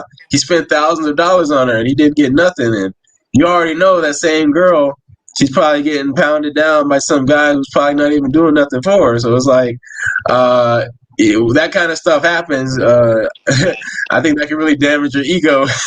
And I'm actually surprised, like, societies where men aren't getting laid, like societies where there's a lot of men who aren't getting laid, those societies might have like, that's where the terrorist organizations usually develop, right? So I'm actually like, the more I hear about how men in America aren't getting laid, it makes me wonder, like, there might be a lot more violence that pops off in the coming years, because you're gonna have this large incel community. Like, that's why people like blow themselves up, guys. Like, they think they're gonna get these virgins, like, uh, so that might be, y'all better be careful out there in America, man. It might start getting ugly in these coming years, man. Guys aren't getting laid. They're gonna start giving their soul to Allah or somebody else, I would agree. I do. There will be a incel revolution one day. Sexually frustrated men are very, very dangerous men. But yeah, that'll be the worst thing. So we got $100 cash app from a supporter. I truly appreciate you guys. If you guys want us to go to the next travel destination, which will be in Europe, like I told you guys, we have a $750 cash app fundraiser, and we can continue this fundraiser all night. It doesn't even have to be in front of this computer inside this room. But we have done it before. We could do it again. Need you guys' help to go over there. If you guys want to see the content, switch up. The cash app is $ Austin Holloman. Any other questions for the guests that's on the panel today? Or do you have any other questions for CZ? I got a question for you, bro. Okay. What for the Flight Madness? What brought you to China? Okay. Well, my mom was military. She was in the military for like 20 years. So when I was a kid, we lived in Germany, and then she also stayed in South Korea for like 5 years. So I basically grew up like, my mom always told me, hey, you should go to South Korea, go to South Korea. So I went to South Korea for a year, taught English there. It was okay, but I thought the country was a little bit too small, and I felt like, I could go to someplace bigger. And I had a classmate, he was in China, and he said, hey, man, come over here to China, man, I'll get you a job. You can like don't have to work that much, and I was already planning on going to China anyway because China's gigantic, and I just got the layup. Gave me the easy layup. I got the job, and yeah, man, I've been here ever since, bro. And I'm really curious. I want to I wonder what kind of videos you would make in China, because I think Chinese people, they get a bad rap for being racist when really I don't think so. So here's the thing, y'all. When it comes to like we call people racist, right? We gotta look at it from like a overall perspective and an individual perspective. So overall, you might say that a lot of Asian cultures are kind of racist. They're just racist. They're not just racist against black people. They're racist against each other. Like Chinese people, they hate the Japanese. Korean people hate the Japanese. Thai people, they don't like the Filipino people. Like the Thai people, they discriminate against the Filipino people. Pretty much everybody hates China over here in Asia. Like all these Asian countries, they all beefing with China. So like Asian on black racism gets the most attention because I guess it's the most obvious. But really, a lot of these Asian countries, they really are just, if you're not one of us, you're kind of like an outsider. So that's just kind of how it is. But really, like on an individual level, Chinese people will give you a chance. Like it's not like you're gonna like experience like no Chinese people want to be your friend or anything like that. So like you gotta understand, like the media blows stuff up. Like you can easily go out and like meet girls here or whatever. It's just like on an overall level, in general, is like our Asian culture is more racist. Yes, but they're more racist against everybody. And yeah, but on an individual level, you'll be fine. You go out, meet friends, party, whatever. They'll love you. We got tons of hip hop clubs here, man. Like, especially UCZ, like you got the kind of like the dreads and like the hat look. Like, there are tons of hip hop clubs where you go in, like they'll treat you like a celebrity because, like, you look like the guy on TV who like their favorite rapper, bro. Like, in their mind, you look similar to him anyway. But you'll get treated like a celebrity, man. So yeah, I just think. I think the whole racism thing, it is kind of blown out of proportion. I think it's just kind of the media, and people being afraid to travel. So yeah. We got a $25 cash app from Ali. He says, I like the growth. Thank you very much, you guys. We are $25 closer to our goal, so we need a little more over $600. So if you guys are enjoying the show, remember the cash app is $ Austin Holloman. I'm out here working daily for you guys, and we will have another vlog on the next channel here in a couple days as well. What were you about to say, CZ? Yeah, I got a few questions for you as well. First, what's your thoughts on Brazilian women, and like, what do you love about them so much? I think God made them for me. Let's say that, right? When it comes to personality, I can count on one hand how many dates I've been on with a Brazilian that was just like, oh my God, I need to get out of here. Actually, I don't think that's happened one time. They're full of energy. That they have this very interested type of vibe when you're out with them. Like they just want to know everything. And when I first started traveling, people like, oh, they're only like that because they know you're American or because you want a green card. I say bullshit, because I can go to other countries that are poorer than Brazil. Not that Brazil's a poor country, but they're poorer than Brazil. And those women don't behave like the Brazilian. Wouldn't the poor women be even more interested since they're desperate? And I don't date desperate women, man. First of all, these women, I'm way past fucking just to fuck. That's when I was fucking just to fuck, maybe desperate women. But the fitness culture, the mix that they got going on, that doesn't mean that I won't date a full black Brazilian, but I can tell you I haven't. She definitely was mixed in. She looks similar to me, and I'm regular black, I guess, but you know what I'm trying to say. Like I never dated an Angolan, basically direct Angolan descent Brazilian woman. But what are you talking about? Oh my God, past the cap, God. Yeah, okay. But the same thing that I like, they like as well. But we have a lot of things in common. Let's say that when it comes to expectations. And for the young guys, like, how does it feel making it out? And like, just, do you ever get feelings of like, where you just think about the past or think about the future too much, just on this journey overseas and stuff, like just being, sometimes you can feel lost and isolated. Do you ever feel like that?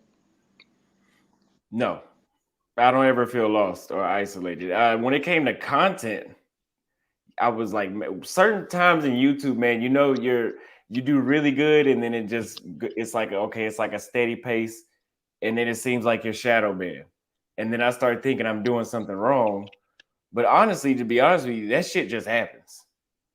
I've had videos that cracked like 2,000 views the first day, which is nothing, for my channel. That's a warning sign for me if it only got 2,000 views. But then I just stay consistent. I keep posting the same thing.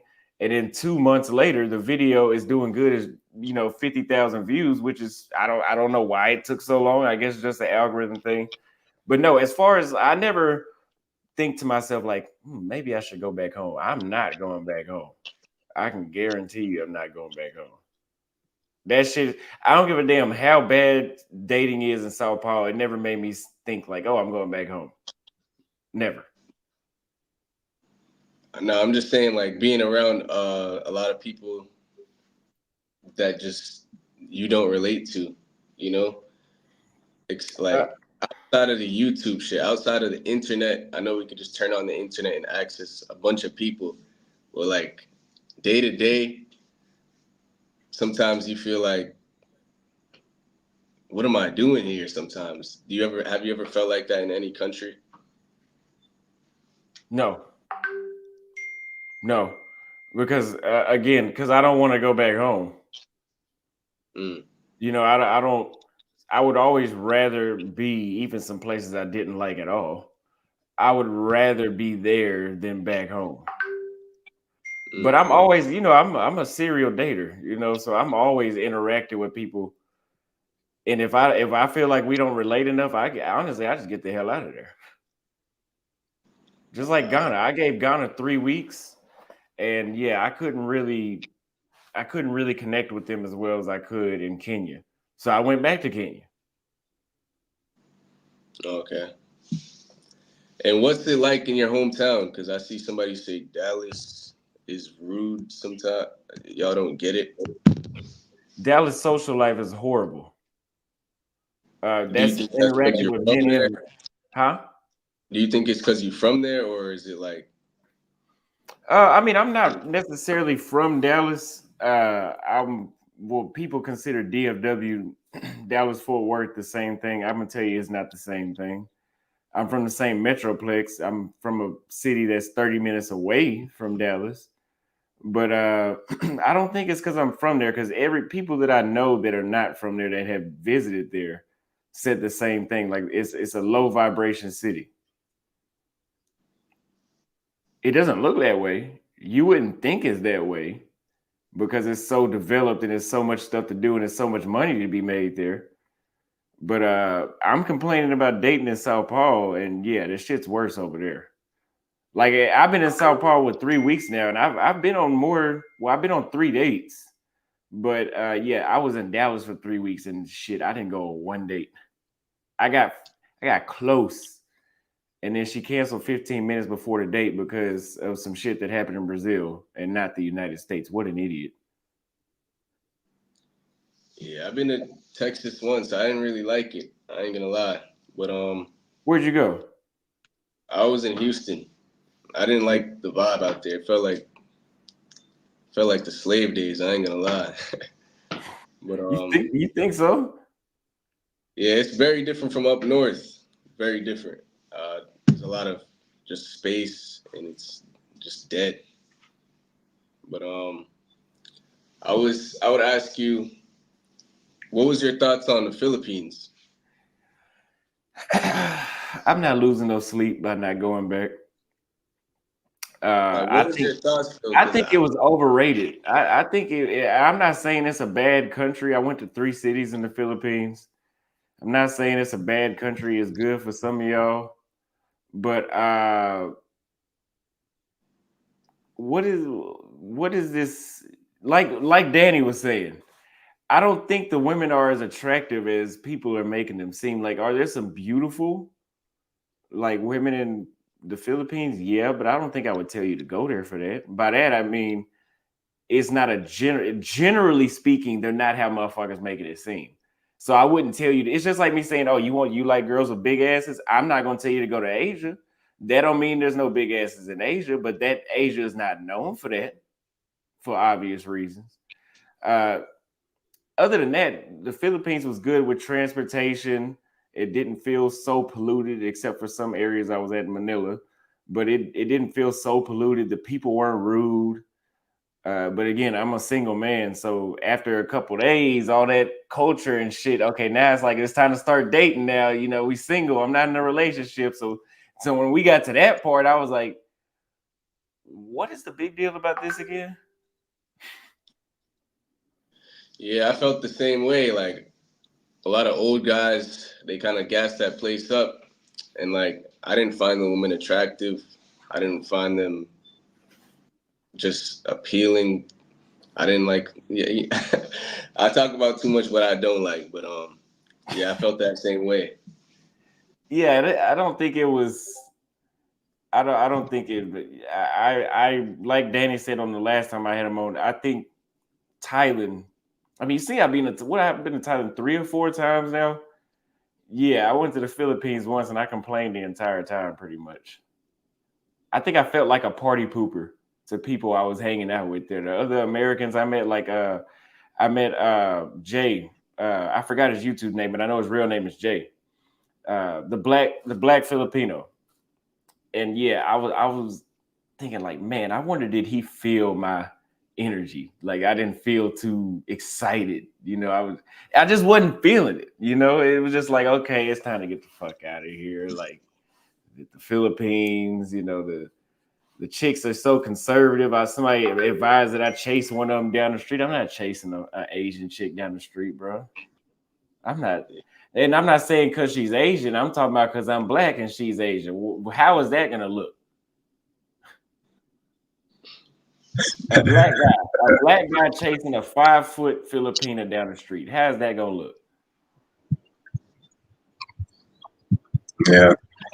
Yeah, I didn't like. I think like guys really boosted up the Philippines. I mean, I'm always guys hate me because I think I'm one of the first guys in the community, or maybe one of the first who started like pointing out seriously, like, hey, like the Philippines is overrated because like a lot of guys who haven't even been to the Philippines, they already making marriage plans to go there and find a traditional Filipino wife.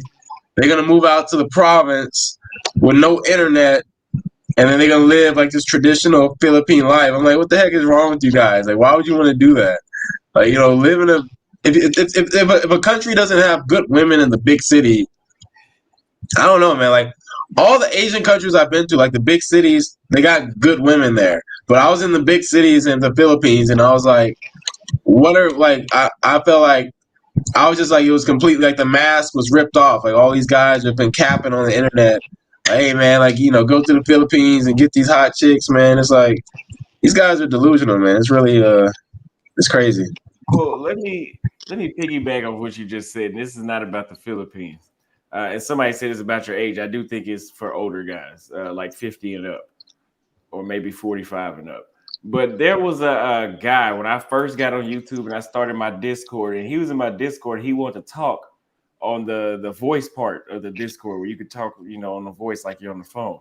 It was a couple of us on the call, and like you said about marriage plans, this dude had never been to Medellin. He was in a divorce. He was divorcing an American woman, and so he saw this content, and so he gets he didn't even get off Tinder. He got off some like Colombian Cupid or one of those type of no, it was a mail order bride website. Basically like a mail order bride, like you want a Colombian wife, get it right here. He already had plans to buy her a house and already had agreed to marry her, and he had never been to Medellin. And he was calling us asking, what should he do? We were like, you should cancel all that shit out to start. Do you think there's a lot of dudes that are in that situation? Yeah, like I just feel like dudes in general put too much value on these women that like I'm gonna just be real. Like women are just women. I don't think you should love a woman before you have experiences with her. I don't feel like I don't know. I just feel like for me, I just know women are supposed to be like, I would say, I don't want to be offensive, bro, but I value like people's mindsets. And a lot of these women don't have a matchable mindset. So I just feel like a lot of dudes just pedestalize women for no reason and just take them too serious. So let me challenge you real quick, and I'm gonna see what you guys think. Just answer yes or no to this question. Let me read these super chats first, though. Also, to the young people in the chat, if you're traveling just for pay-for-play, please practice safe consummation. I've never seen that word before. Consummation, not smart having raw consummation. I would agree. Wear condoms. Thank you for the super chat, Khalil. He said another word. I'm not attracted to Asian women, but I have an insane infatuation with the Asian culture as a whole. It is completely different than the rest of the world. I would agree. Love my Latinas. We still love you, Tyler. Thank you very much. You are on a different planet when you go to Asia. Trust me. Women are the same worldwide. Yes or no, CZ? I would say that's false, but true at the same time. Okay, well, hold on. But yes or no? What do you think? Generally speaking, yes or no? Yeah. They're the same worldwide. What about you, Danny? Yes. I disagree with both of you. I mean, we gotta add context, man. We gotta add context. Like, if you put a Asian woman in the same situation as an American woman, she's gonna behave as an American woman. So I mean, like their base foundation is the same, but the culture changes them. So yeah, women are different, definitely. But it's like if you know, but if you, I don't believe that Asians are more pure. Like I'm sure, like if you took if you took like a sweet, nice Asian girl and you put her in America, you're gonna eventually turn her into like a dark, demonic something. She's not gonna be the same sweet Asian girl she was before.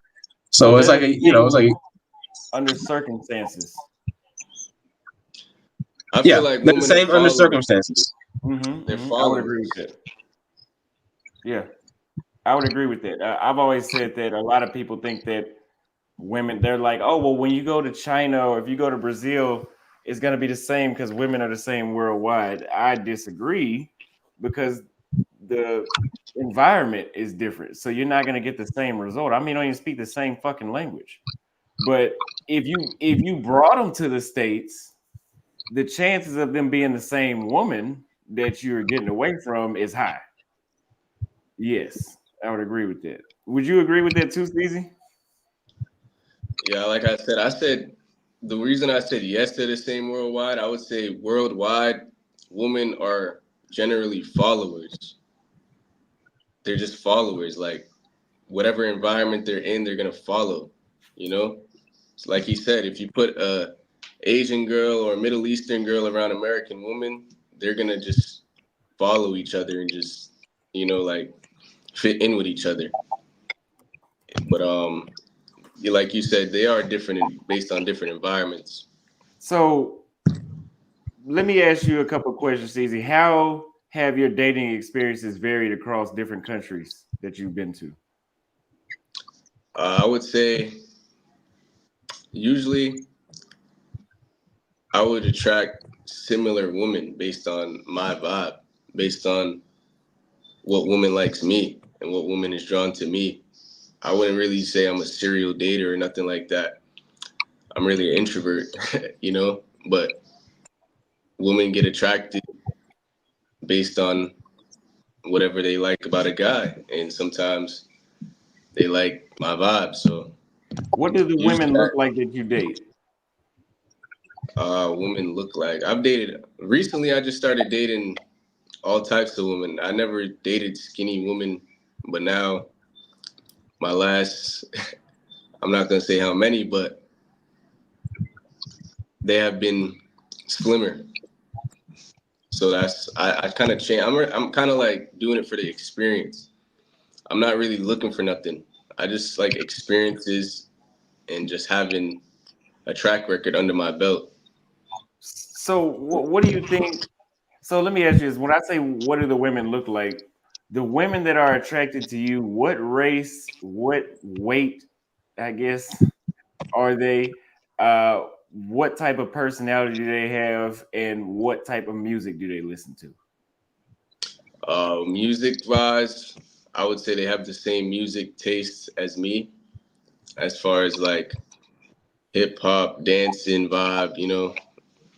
But I would say you said weight. I would say I like that. Really doesn't matter to me. I don't like fat girls, but I do like women with thick thighs, not fat and not overweight. I like short women that are thick. That's kind of my type. But I would say it's a broad spectrum of women.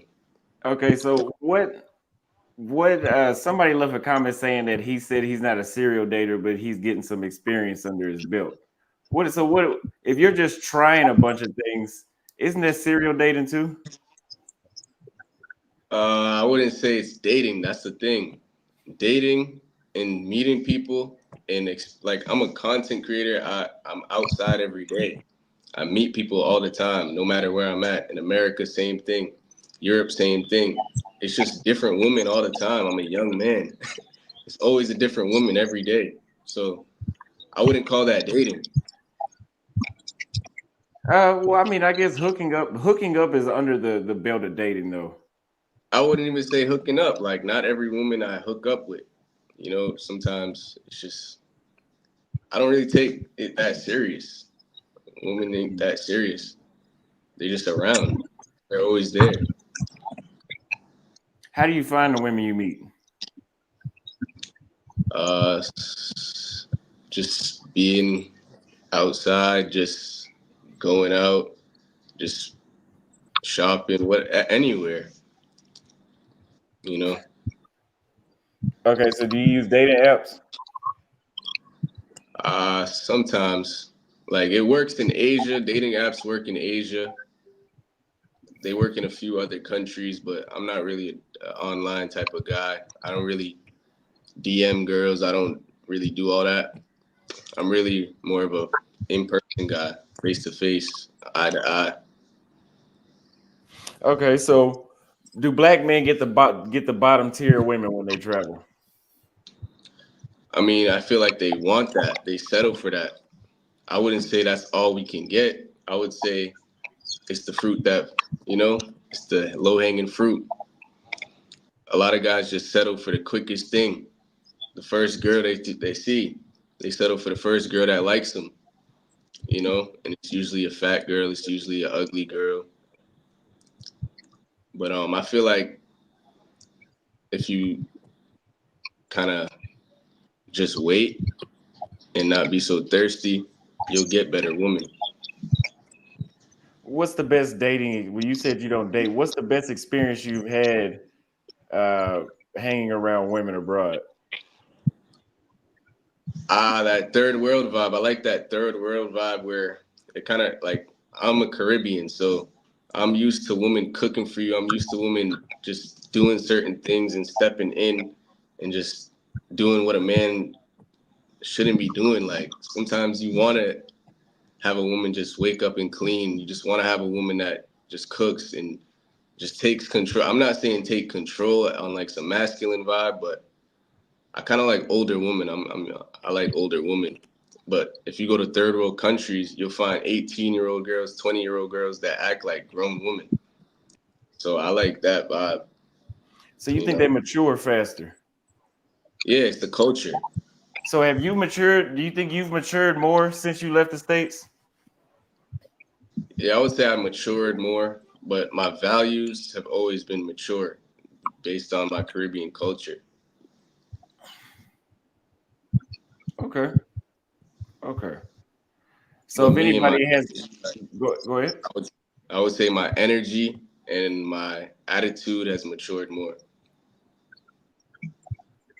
So if anybody has any questions for the guests, for CZ or Danny, hit the super chat, or you can call in. How much time do you guys have left? Hey, I'm rolling with it. Okay, so CZ got time. Danny? Yeah, I'm good, man. It's 7 a.m. here in China. I know for CZ it's like 6 a.m. in Thailand, but I'm good. I'm already up all night anyway, so might as well push through it. And I got all the time in the world because I ain't doing shit over here.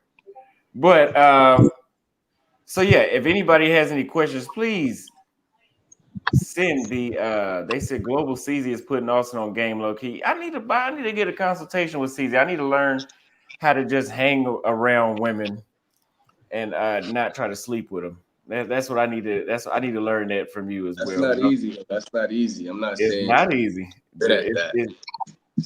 It's unrealistic. It is. It's hard. Austin Houseman. They calling me a zesty militant in the comment section. A zesty militant. It's funny. They roasted me. Yeah, Will, you should start donating here. You guys, we still doing a fundraiser for the Europe trip.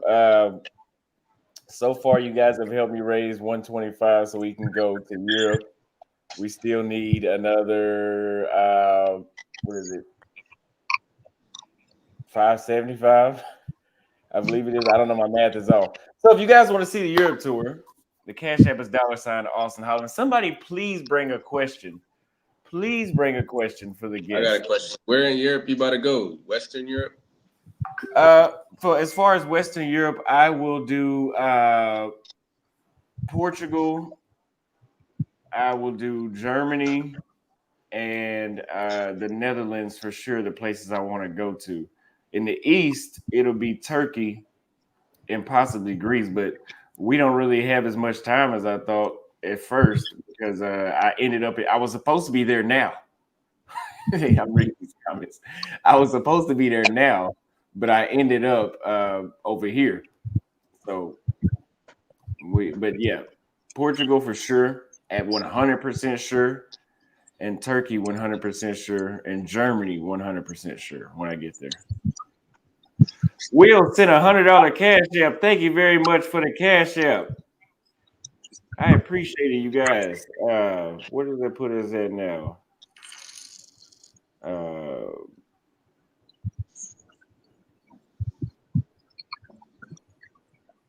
450, you guys. 450. We gonna buy the plane ticket on the video. We'll buy it on this live stream. Thank you very much for the super chat. So, guys, give me a contract. I feel like arguing today. I want to argue with Danny and Global CZ. Unfortunately, they don't disagree with me on too much. What do you disagree with me on, CZ? I don't really disagree with you much about anything, really. But I understand you're a content creator, but I would say a lot of people think like we got disagreements and stuff. Like I've met random people like overseas, and they're like, "Yo, you know Austin Holloman? Fuck that guy." I'm like, for what? You feel me? But a lot of people say you just talk about dating a lot too much. Some people say you talk about dating too much. Check this out. If they don't like the free game, don't watch it. Because you know what? I was doing the same thing that DJP. I watched DJP when I wanted to travel, and I'm like, oh, you know, I want to date when I get to Brazil. What are the women like there? That content is necessary. Or you can just, you know, I went to Kenya. Next time I'll just talk about how I got extorted and a bunch of shit that's gonna make you not want to go to Kenya, and talk about how good the food is, and I'll just let you swipe on Tinder, and you just figure out you can figure out how them women will use you for some money over there on your own, or I can save you some time. That's the point of this content. But we talk about everything. You know, we talk about everything. We cover everything. We just got another cash app from Ali sent $25 for CZ doesn't like the Caribbean. Do you like the Caribbean? Thank you for the cash app. I don't know why you said that. I just said I'm Caribbean. Oh, day women. Yeah, that's probably what happened. I probably ran into one of those dudes' chicks. That's probably why they don't like me. That's actually probably why. No, it was actually like I've heard that from a lot of people, but the one time it surprised me when I was in Brazil. It was like a Moroccan guy. I'm like, how'd you even know him? You feel me? It was weird. He was from Morocco. Yeah. He lived in the States, or he was living in Morocco? No, he was from France, but I met him, and then he told me like, yeah, I was watching Austin Holloman channel before I came here. He's like, I forgot why he said he stopped watching you, he didn't like you or something like that. But a lot of people just come to me and say stuff about like you in particular, thinking I'm gonna just like agree or just hate. It's like, I don't know why. Interesting. Interesting. You know, it happens. I don't really think about it. What country did you say that was in? Brazil. Brazil. Huh, interesting. Well, they can shoot me an email the next time they feel like that they don't like what I say. Let me make you a moderator on the phone, Jeff, because I can't do it on here. Guys, the chat is boring. We need a debate or something, man. You guys know I like to debate.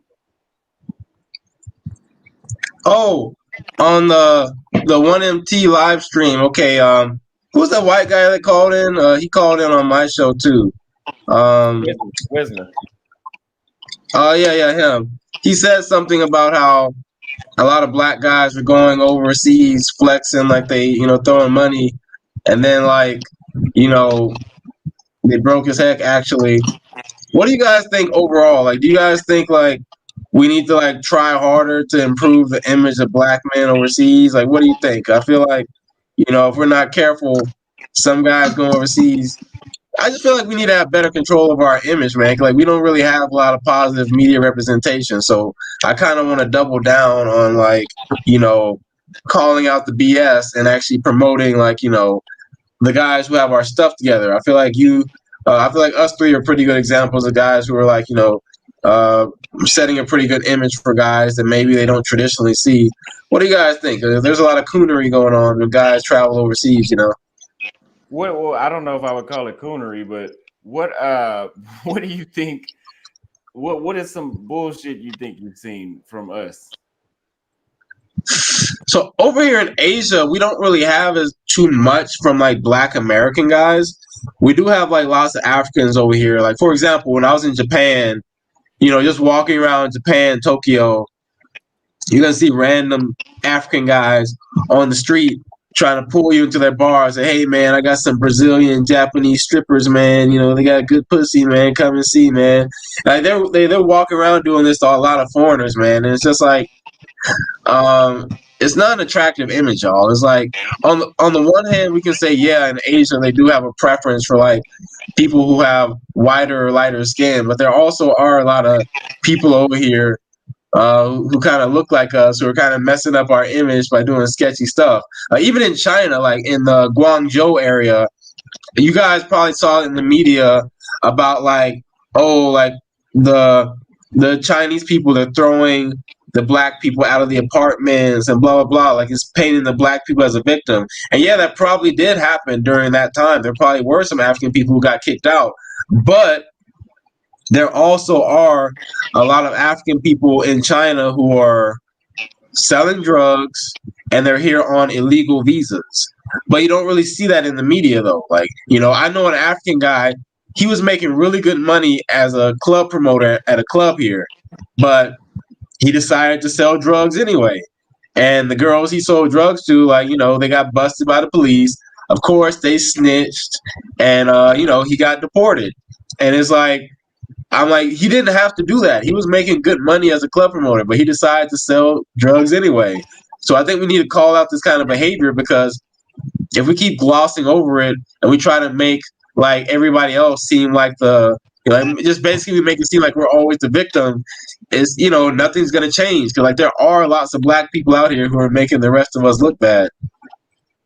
So, but what can we do about that though? Like what? Because no matter how much we call it out, the only people that can actually do something about it is the governments of those places. That is a good question. Ishmael says CZ like the British and Australia women, he run through them in Phuket. Really? Nah, that's cap. They cool though. They cool. They are cool. I met some of them. Crypto Bro sent $10. Austin, you rated Nairobi higher than Rio. Can you explain why? I rated Nairobi. Did I do? Yeah, I did. I would do that because I would rate Salvador higher than Nairobi. I mean, yeah, I would rate Salvador higher than Rio is what I meant to say. I don't know if Salvador or Nairobi is better. I don't know which one, but because Salvador is better than Nairobi, Rio is in third place, and I don't even think Rio is in third place anymore because I've been some places I like a little more. But Rio, Nairobi, I like just off these two. Nairobi, I like better than Rio because it's not as dangerous. Like CZ was saying, the most that's going to happen to you in Nairobi is somebody on a motorcycle taking off with your phone, but you don't have a chance. Somebody, if you've seen it and I didn't, I haven't seen no gang violence in Nairobi unless if you went to this slum they got over there. And even I went there and I didn't see it. I went back there and cut hair. I didn't see this. I didn't see it. But I don't think where you would be at in Nairobi, you don't have to really worry about violence. In Rio, you could be in a nice spot and you still in a dangerous spot.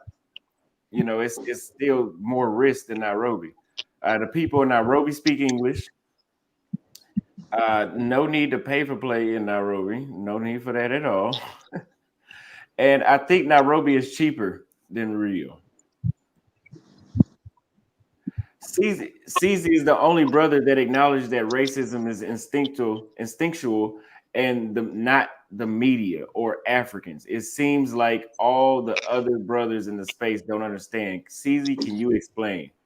Thank you for saying that, bro. Like, everybody talks about media. Bro, out here, nobody gives a fuck about media, bro. They know tales. It's like a tale thing. Like, I was with a girl 2 days ago, and like, she didn't say this about black people, but like, this is how they think out here in Thailand. She's from Bangkok. I live in a part of Thailand where there's all Muslims. So she just told me, she's like, "You're not Muslim, right? We chilling already." Like, she's like, "You're not Muslim, right?" I'm like, "Nah, why?" She's like, "I hate Muslims." I'm like, "Why?" She said, "I don't know. I just don't like. My family don't like, so I don't like." Yeah, exactly. That's just how Asia is. It's not about media. Media, they see rappers and all that, and maybe they see crime, but nobody's thinking that when they see you. They're going off instinct, you know?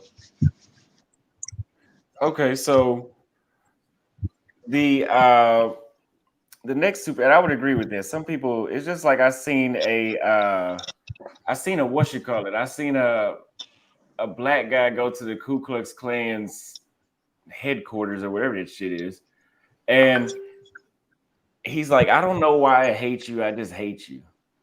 Basically, he's a fucking idiot. You know, like he's literally saying that he doesn't know why he would probably kill you, but he would do it just because that's what somebody taught him to do. A fucking idiot, like I said. CeeLo says sometimes people will see Austin approaching a girl too aggressively, and the reaction the girl has is not a good image. Saw some YouTube people saying Austin is weird. Well, tell them thank you for the free advertisement. That's why I don't run advertisements for Austin Holloman, because y'all do it for free. And sometimes I know it. Like sometimes when I'm editing these videos, I put cringy shit in the video on purpose so you motherfuckers will react to it. I do it. I do it on purpose sometimes. There's been some stuff people, I don't know why people care about what people think so much. They're like, "Oh, Austin, that, you know, how is that gonna look?" I don't give a fuck how it's gonna look. What benefit am I about to get from it? They about to go crazy and have a baby. Good. That means that I'm gonna get some more clicks, you know, and who cares? Will sent $100 super chat for it's great when creators have panels and release content regularly instead of just begging. Keep up the good work. Thank you for the $100 super chat, Will. Also, by the way, you guys, I'm looking at the flights right now, and yeah, it's looking like around 750, like I was telling you guys. So if you guys want me to buy the ticket to go to Europe after this, the Cash App is $Austin Holloman. I appreciate it. I got a question though. Making me a mind. Thank you very much for the Cash App. What'd you say? What's your thoughts on putting women on camera? Like, because for me, a lot of times they say, "Yo, take that down, take that down." So I never give women my YouTube and stuff like that. What's your thoughts on putting women on camera? Because like me, when I go viral, I always get that text. You didn't tell me you was. They didn't know I was lit. They didn't know I get views, even though they might have known I was filming or whatever. But what's your thoughts on that? Because I know you like to show that romantic side with women on camera. See, I've had at first when I first started on YouTube, and I was like, "Oh, I'm in another country. This chick is like," when I was in Brazil, "I'm gonna go to the police station, this and that." And at first it'd be like, "Oh shit, I'm in another country. I don't have any leverage with the law. Let me take it down. I don't need any problems." Now I'm like, chicks will text me like, "Oh, can you take it down?" No, I'm not taking it down. I won't take it down. And you can go to the police and you can tell them, and I'm gonna show them the video. She knew she was on camera. Now that might not be, if they actually do go to the police, that might not be best for me. But the chances of them going to the police are not really that high. And the police in these other places, see, in the United States, we're living such a comfortable life. Like shit like that actually can be prosecuted. if you go to if a Kenyan woman goes to the, they're gonna be like, bro, we got other shit to do. People, getting that dying and people starving. Get the fuck out of here. We don't give a damn about you being on video, especially if it was nothing wrong. You just can't handle the pressure that comes with it. But if I'm not making you look bad, there's no real issues. That's why I won't take down the video. But my way to get around that is next generations. I don't give a damn. But my way to get around that is I don't put women on camera directly anymore. They're just like, I was walking this way. I asked her a question, kept going. If they reach out to me, you weren't the focus of the video. We were going to eat soup, and you just so happened to cross my path, and I asked you a question. But as far as characters, yeah, I'm kind of done with that shit, man. I mean, I'll get a character, but like it comes with three things that come with having characters in the show. You got a clout chaser, where a lot of people know who I'm talking about. You got a clout chaser that will try to build off of your shit, and then she'll try to shit on you when she could have just worked with you, and you could have won. You was gonna win regardless. I mean, not regardless. You was gonna win if you did that. But when you try to shit on me, my fan base is loyal. They're not going to just. You're not gonna win like that. Like I've had a couple chicks try to do that, or they're gonna come back and they want you to take down the video, or then somehow these dudes got a video of them nutting on the girl face, and now I mean I don't give a damn. That's not me on the video. They ain't my girl either. But it's still stuff like that. I don't really care too much about the last part. If dudes got videos, they got videos. She should have known that getting on camera that she had some content out there. Khalil says, Austin, can we have an OG collab next week for the channel interviews? I would like to see International Zone one of these interviews, Zoe Insights. Yes, I will reach out to him. I got his number. Thank you very much for the super chat. We will reach out to Zoe. Another question from Khalil's question for Flight Madness. Have you ever dated any woman outside the Asian race like a Latina? And what was your experience? I had some experience just seeing like a few like kind of Hispanic, like Bolivian girls at my school and university. I didn't have any success getting with them, but I didn't really try very hard. Basically, it was like a short stint. It was like, basically my whole time in university, I was mainly interested in Asians. But there were like a couple times where like a Hispanic looking girl caught my eye. And yeah. What about black women? Go ahead. What about black? I haven't dated a black woman since I was like 17. So I'm 32 now. So that's like 15 years, man.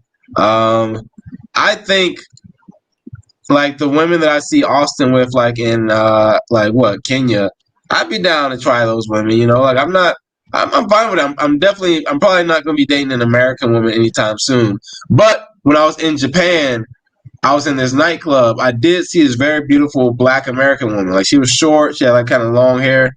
My girl was with me at the time, so I couldn't really talk to her. But I did talk to her a little bit on the sly.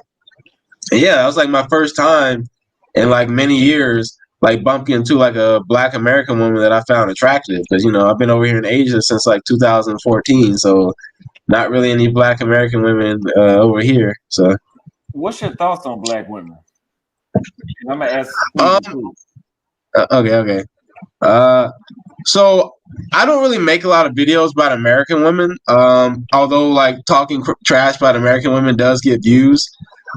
Basically, my experience, like, yeah, I went to all black schools when I was in America. Like, I was around black people for most of my life, so I do completely understand how black women can have a pretty bad reputation in America. Like, let's be honest here. Like, I can completely understand how other races, they can look at how black women, in general behave, and they're like, hey, I don't want nothing to do with that.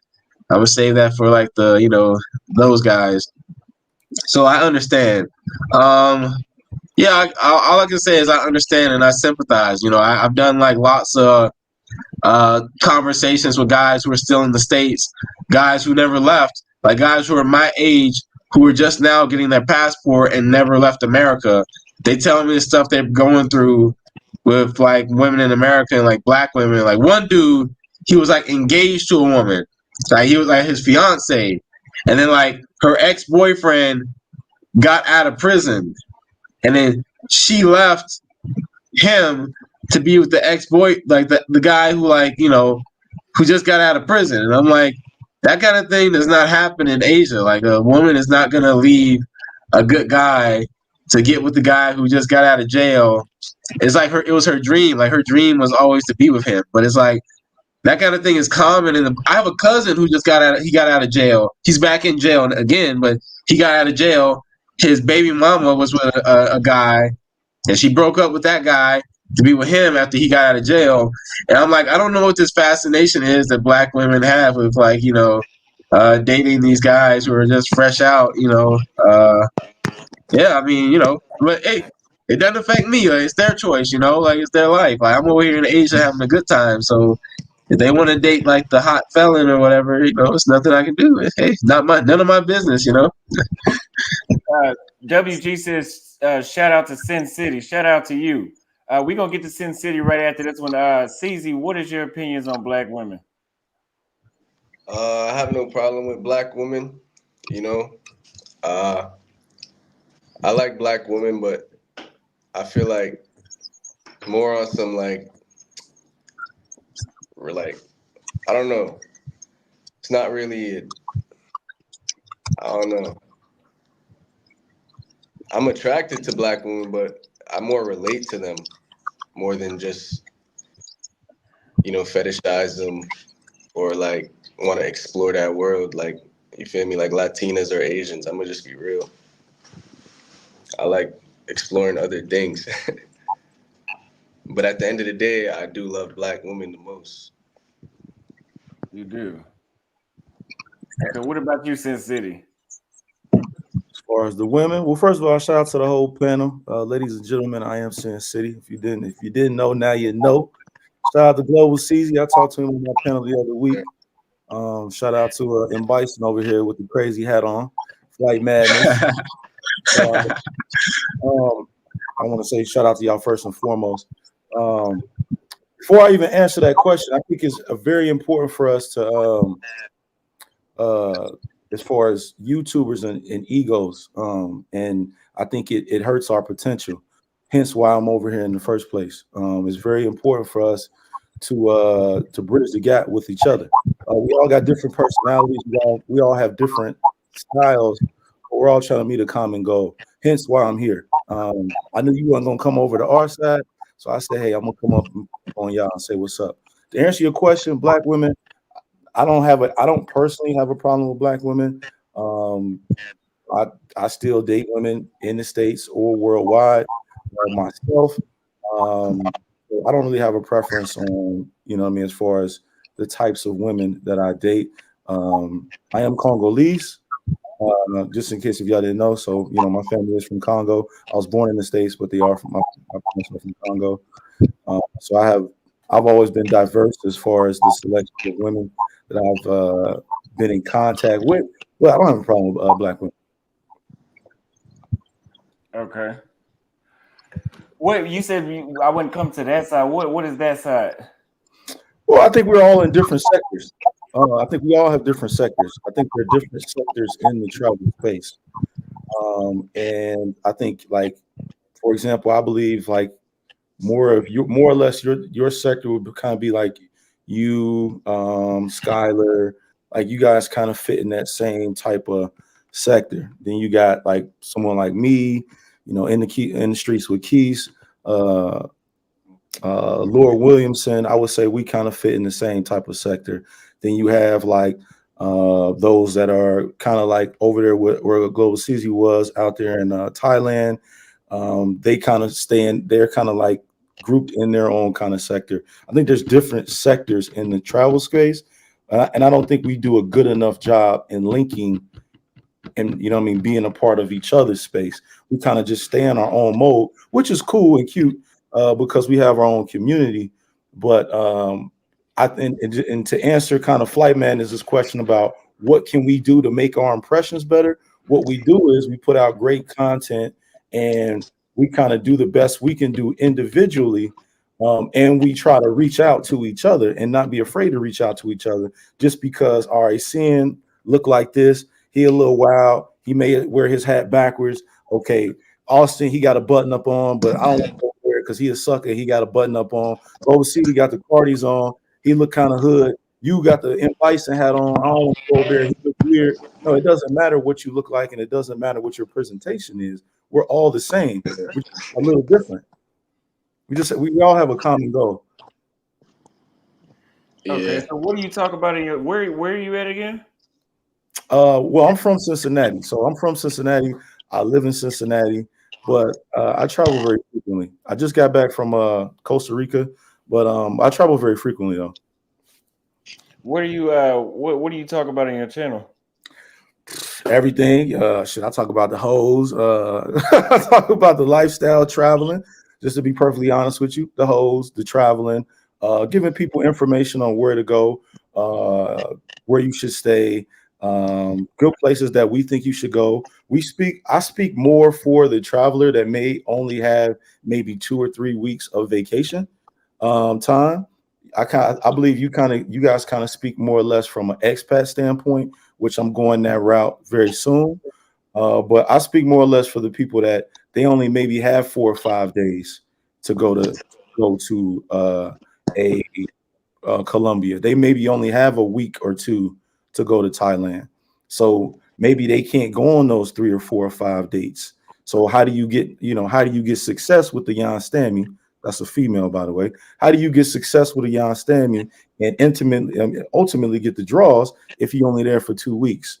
So I more or less speak for those that can't travel as much as we can. And I just try to give them admiration and also let them know, hey, you can do the same things that we can do. No, you can't do it at the same rate, but use your time wisely and try to see as much as you can with the time that you have. Okay. Yeah, I agree with you on the travel sector thing. Like, I feel like dudes don't reach out, you know? Like, I subscribe to everybody. Like I'll see a black creator. I don't care if he got 100 subscribers. If I see a video I like, I'm gonna just subscribe right away because I actually enjoy travel content. I might not watch everybody's stuff, but I subscribe. You feel me? I show my support. I might not comment, but I feel like it's important for us to grow in these spaces by collabing, by just reaching out and stuff like that. So I appreciate this panel as well. Hey, y'all talking about my this rainbow painting back here. It's a heart. My ex-girlfriend painted that one right there, man. Y'all gotta stop playing with me, man. Y'all think I just got like some kind of YMCA flag hanging in my yeah, they roasted me too hard in the comment section, man. Y'all funny. I seen that. I did see that. Hey, I they promoting you. They promoting you. That's self-promotion right there. You gotta be comfortable with yourself. Yeah. Y'all like One Piece? Y'all like anime? I got that One Piece painting back here with Loopy. Like I had a Russian girl. Like let me show y'all, man. Let me get over here and show y'all, man. I had like a Russian girl. She painted this for me, the One Piece, but she didn't finish it though, cause she had to leave China during the epidemic, so she hasn't finished it yet. Maybe she will. Another rainbow one. Another girl painted that, man. See, man, you got to get you a foreign girlfriend who can paint, y'all. They can paint you these zesty pictures that you can hang in your living room.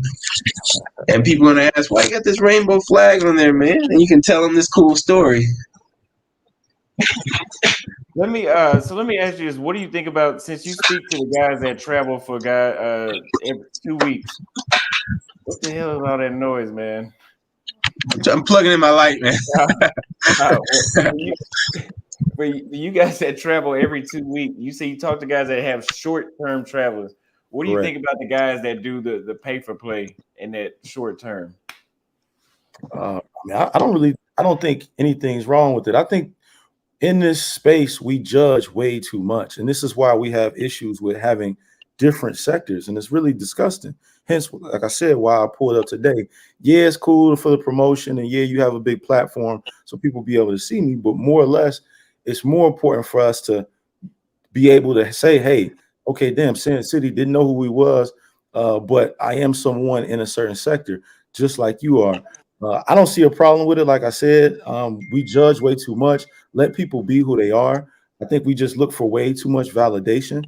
I was just talking about on my panel last night. Like, if you meet me in person, or if I run past you and you think you're with an 8, 9, or 10, if you expect me to give you a high five, it's not going to happen. I'm going to look at you, say, what's up? Hey, are you safe? Are you having a good time? Are you enjoying yourself? Can you get home? Those are the things that are more important to me. I could care less about the female you got. If that's the female you want to hang with, that's fine. If she looks good, I don't care if she was a 2 and 797 pounds. It wouldn't matter to me. You know, we think we look for way too much validation in this space. Just be yourself. Be unapologetically yourself. And that's definitely gonna be me. I don't give a fuck who panel I come on. I'm gonna be Sin City.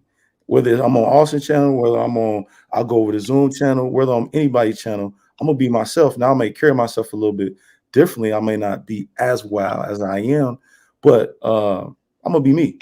And that's a huge problem in this sector. You want to do pay for play, do pay for play.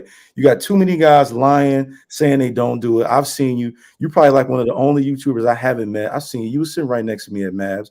Stop the cap. I ain't gonna say no names, but I saw you sitting next to me. Saw you right there getting that content. I seen you in park areas walking up and down the street on the hunt.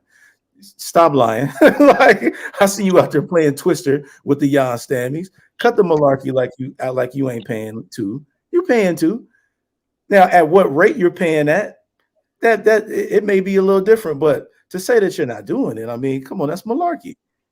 We've all done it at some point. Okay, that's a good answer. Anybody else have any questions? Shango says Sin City doesn't seem straightforward.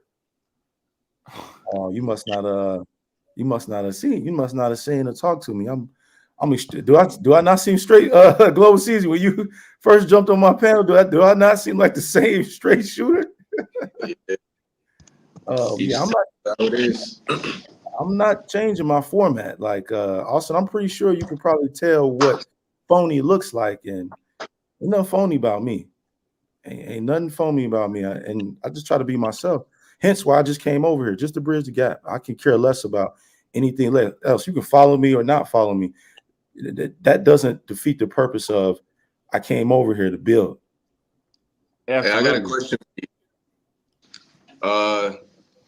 So a lot of people, a lot of black guys, they like to say, yo, he's not American. He's African. He's not American. He's Caribbean. He's not American. He was in the military. Do they ever say that to you? And how do you feel about that? Like, I just ignore it. I just block people when they say you're Jamaican. Like, that's supposed to be an insult or something because I got culture and I got the best of two different cultures. Don't care. What do you feel about that? Don't care. Grew up with it my whole life. I have a name, you know what I mean? Name's Isaac Camigeli. Like, grew up with it my whole life. Grew up with people making fun of my name my whole life. Don't care. I dealt with that when I was a kid. Care when I was a kid, 5, 6, 7, 8 years old. Oh, you African booty scratcher. Ha ha ha. Yeah, that was cute then. I'm older now, so don't care. Don't give a damn. You know what I mean? Like, I was born here, with the high school here, graduated here, with the college here. And yes, I was fortunate enough to have two parents from another country that gave me some culture. What am I supposed to, you want me to, am I supposed to be sad because I had two parents, you know what I mean, that came from another country, that from specifically, Congo, a place that most people don't go to because of the turmoil there. Am I supposed to be sad about that? You know what I mean? That I took advantage of it and you're not taking advantage of whatever position that you were put in, whatever the position that you have. We pay way too much attention to the next person and not enough about ourselves. It's people looking at Austin right now like, damn, man, he got the button up on, the one button other man, fuck him, man. You know what I'm saying? Fuck him. Say that too. Fuck, man. Oh, fuck him. There's people looking at him like, oh man, he pulling the hat off. Fuck him. I don't care about him. Who does he think he is? He's in South Korea, China. Fuck him. He's lame. Like, come on, like, worry about what you're doing. What is your journey? Where do you want to go? Follow that path and build with the people that you want to surround yourself around with. and be open, because there are other ideas and other people that you can learn from. Just like I can learn from you guys. I didn't really come up here to really do a lot of talking. I knew I was going to have to. I knew I was going to put me on the spot because I'm a new face, but I'd rather listen to you guys because, you know what I mean? You get more out of listening than talking. Shit, we got 2 ears, 1 mouth. So I prefer to listen to you guys. Okay. Let me see. So, I don't think so. I don't think I want to keep touching on this race thing. I'm looking at some questions. Do you have any questions, Global? Danny, or does the chat have any questions? Chat hasn't hit me any questions in a minute. Austin, so you say you're heading to Europe next, and are you heading back to Africa after that, or are you heading back to Asia? Do you know? Europe, Middle East, then Africa, and then where in the Middle East? Wait. So you're gonna go like some straight up like all Muslim Arabic places? Like, you know, you think you might actually enjoy it over there? Or you're just doing it for the content? 7 days. If I can't date over there, I'm not gonna stay over there no month. So that being said, going to a Muslim country, we ain't gonna be in, Saudi Arabia for 30 days. We're gonna be over there enough to see some tourist stuff, interact with some people, and then go to the next spot. That's traveling just to travel. At that point. Man, if you're really up for an adventure, man, I got a friend here in China, but he's Libyan. He's connected to his family was connected to the Gaddafi regime in Libya. So if you looking, he can give you protection if you're trying to go to Libya, man. Me personally, I wouldn't risk it. He invites me to Libya all the time, but he's basically a diplomat. So if you're really trying to get some of that rare content that no other guys are going to, because I don't think any other black guy, especially black American guys, I don't think there's going to be many of us who are going to be wild enough to go over to Libya or any place like that. So I could put you in touch if you're trying to do that. I could do it. I had to think about it for a minute, but I could do it. Hey, Austin, I have a question for you, Austin. Okay. Is it really that bad? Yeah. Do you really think it's that bad in America? I know it's that bad. Austin, I ain't gonna hold you. I ain't gonna lie to you. I don't really think you really tried when you was at home. I believe that you were so ready to get back out of the country, you didn't even really give it a fair shake. What was I supposed to do then? What could I have done differently? I'm not saying that you could have did anything differently. I just don't believe the effort. Okay, every country is different, right? So the same. Do you use the same? Do you use the same approach in Brazil that you would in Kenya? Yeah. Hey, how are you? Works in Kenya, doesn't work in Texas. So your same approach works all the way around the world. Yeah. And it doesn't work. Hey, how are you? Doesn't work at all in the States. Some places it works better than others, but yeah, generally speaking, yeah, most countries in the world I could just have basic conversation and that's fine. We did it live too, though. We did it on live video. I asked chicks, what's your name? None of your business. Brazilian chicks don't say that. Well, I watch, believe it, contrary to belief, I believe YouTubers watch the most YouTube. I watch everybody, regardless if I'm, I jump on your panels or not, or I'm in the channel or not. I watch everything. I did see that, but I think it's. I mean, you talk. We can also talk. I know you talk about. What am I trying to say here? I know we also talk about the approach, not verbals, non-verbals. You can look at a chick and see if you say something to her, she gonna say something back. You can size her up right there and see if you really got game like you say you do, right? You can look at a girl automatically kind of walk past her tail if you say something to her if she wants to be bothered or not. I know I know exactly who I should approach at all times. Yeah. So I believe some of the settings that you were placing yourself in, and I believe that some of the women that you tried to approach, they were already not approachable before you said something to them. Do you think American women are naturally approachable? I mean, because even the stuff that the way how they talk about men, you wouldn't even I mean, listening to how they like think about their viewpoints, right? Like that's the one country in the world where you can accidentally be looking in a direction at a chick at the gym, and she's gonna go off on you. Like, are those kind of women approachable? But if you can't even mistakenly look in their direction. I don't think. I'm gonna be honest. Now I'm gonna be honest. There are some women that are like that. There are some women that will completely curse you out. There are some women that look at you like, what are you looking at? But I think we try to go after women. One, in America, I think we go after women that are completely out of our class because we get spoiled overseas, and then we come back here and we forget that the women that we have a whole lot more to offer than the women overseas as far as what they can do. Like what? I don't care that I don't care about a woman's finances, but they come from as far as their background is concerned, and the amount of education that they have, and the finances that they do have. Even though I don't give a damn about it, they bring a lot more to the table in that sense, so they can stand on their own.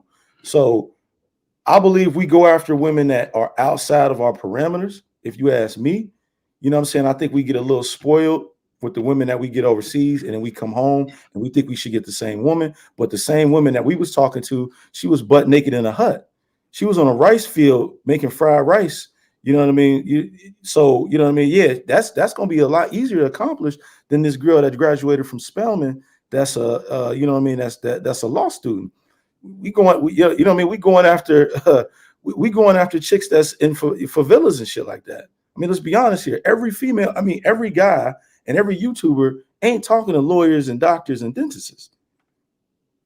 These girls is in. Wait, that doesn't make sense. That doesn't make sense. Pardon me. Go ahead.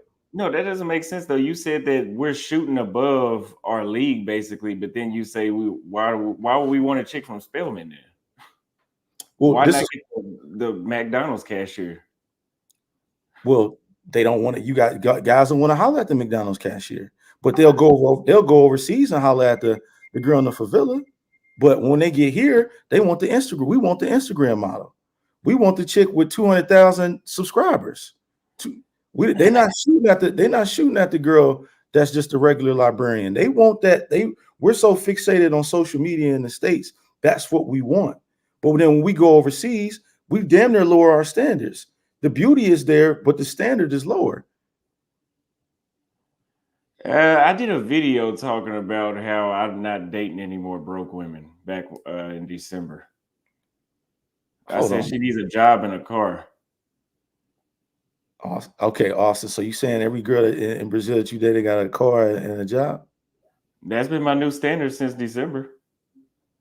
Now, before when I first started traveling, yeah, I was fucking just a fuck. Gotcha. But after I got it out of me, it was like, okay, I'm done with these broke chicks. But let me stay on that point really quick. Let me read these super chats. Subset City, I'm a Zoe. Just got a CDL for truck driving. What place do you recommend for short travel other than the DR? I mean, you got several options.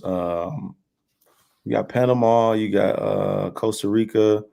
Those are a lot. Central America is a lot more expensive, FYI. I would say start there because anywhere else, I would say Colombia, but the safety is a little bit different depending on where you're going. I would say somewhere in the Caribbean, but that's kind of cliche. I would say Cuba too, but Cuba's not for everybody. I don't know if you all have been to Cuba yet, but Cuba's not for everybody. The infrastructure is not there. And there's a lot of things that you need to learn before you get there. It's not somewhere you just book a flight and just go. You need some information because they have some strongholds on some things. Any of those places are great options, especially Central America, though. Thank you for the super chat. I'm gonna get to the other super chats, but the thing is, man, I was not. The reason why I'm asking this question is because I believe you got it. You know what I'm saying? Everybody ain't got the sauce, as I like to call it. You got the sauce to talk to anybody. I don't think you should put a restriction on anything. Now, I do understand some of the defense that they play. They do play some crazy defense back home, but I think you got the sauce to be able to do whatever you want to do wherever you go, and we shouldn't limit ourselves when we come home because you eventually got to come home. And I don't think you should limit yourself because I do think that you have options here, not as many, but I just don't think you put in the same effort as you do overseas as you do when you back home. That's what I'm saying. If you ain't having, I wouldn't have brought it up. Well, I appreciate it, but yeah, the effort that you got to put in the States is it's draining. Like in Sao Paulo is pretty much that's why I was trying to talk about getting the hell out of here last night. It's a replica. It's like a replica because like you got they're ghosting, and so this is the only city I've been to out of 40 plus cities throughout the world that they ghost the same way they do in the States. And they go so much in the States. The stuff in the States is kind of like, well, what am I getting? Like, I'm supposed to be focused on my purpose. Then I need to be around easy pussy. Because if I'm going to be spending time working on myself, the pussy got to be easy. Because if it's hard, now I got to figure out how to get pussy instead of working on myself. I gotta add to this. Good. As another young man, I can say like reality, bro. America, like approaching women and shit like that, bro, and being on Tinder, that shit's lame. Women view you as a lame. Women already have guys, and them guys ain't on the streets walking up to women trying to get them a straggler on the street and shit like that, bro. So it's about where you are in your environment. That's why overseas it works. You think in Colombia, a Colombian man could just cold approach women and, bro, she'd look at him like, are you stupid? So it's like, you gotta kind of like look at yourself and realize what you're doing. That's shit we used to do in high school. Go to the mall and just walk up to girls. That don't turn girls on no more. Girls ain't looking to meet no guy in the mall. They trying to meet a guy at the top floor of the penthouse, in the elevator, on a yacht. I'm sorry, I disagree with you, man. Approaching women is not dead. Yeah, I see. I'm in Latin America. I will literally walk around the mall for 4 hours straight, just because I'm that successful. No, I'm saying it works over there because you're American. In America, it don't work because it's like that shit. It's old. It's played out. You know. I disagree, but I just think it's based on your experience, and that's why it's important for everybody to give their experience because I don't think there's a wrong answer in this. This is why I'm not attacking anyone and saying you're wrong, and we're coming from two different age groups. Just to give you some, what I mean, I'm 39. I just turned 39. You know what I mean? You guys are in your 20s. Flight, I believe I heard him say he's 32, if I'm listening correctly. So we are from three different backgrounds, so I can understand where you're coming from, and I'm not going to say, well, you should be doing this and you should be doing that because that's your experience, and I respect your experience because I see it with my own eyes. I just don't think there's no wrong answer in this. I was just saying I do believe I believe all of you guys can have success here if you wanted to, just as well as you could overseas. Now you may not be able to shoot at that type of clip. I'm gonna be honest because I have been overseas, so I don't believe that you're shooting at the same clip. No, and I'm from overseas too, so I do understand it's different. The cultural backgrounds are a little different, but the women overseas they're getting smarter too. They have access to phones, they have access to social media as well, and they're getting smarter by the day. And they want things as well. Don't get it twisted. You coming overseas, you just can't come overseas with and you making $500 a month, and you think you about to be able to entertain this 8, 9, or 10 on a consistent basis. They want things out of life too. I will say I did want it at one point. Well, I wanted it once in the States. I wasn't getting it, so right now I'm in Brazil, and I've been around the world. Like the reason I'm on this YouTube panel is because apparently I ain't got the sauce like you think I do. And them, I'm not gonna call them bitches, but they were. every time I don't want to talk about the motherfuckers, man. Let me read a couple of these super chats.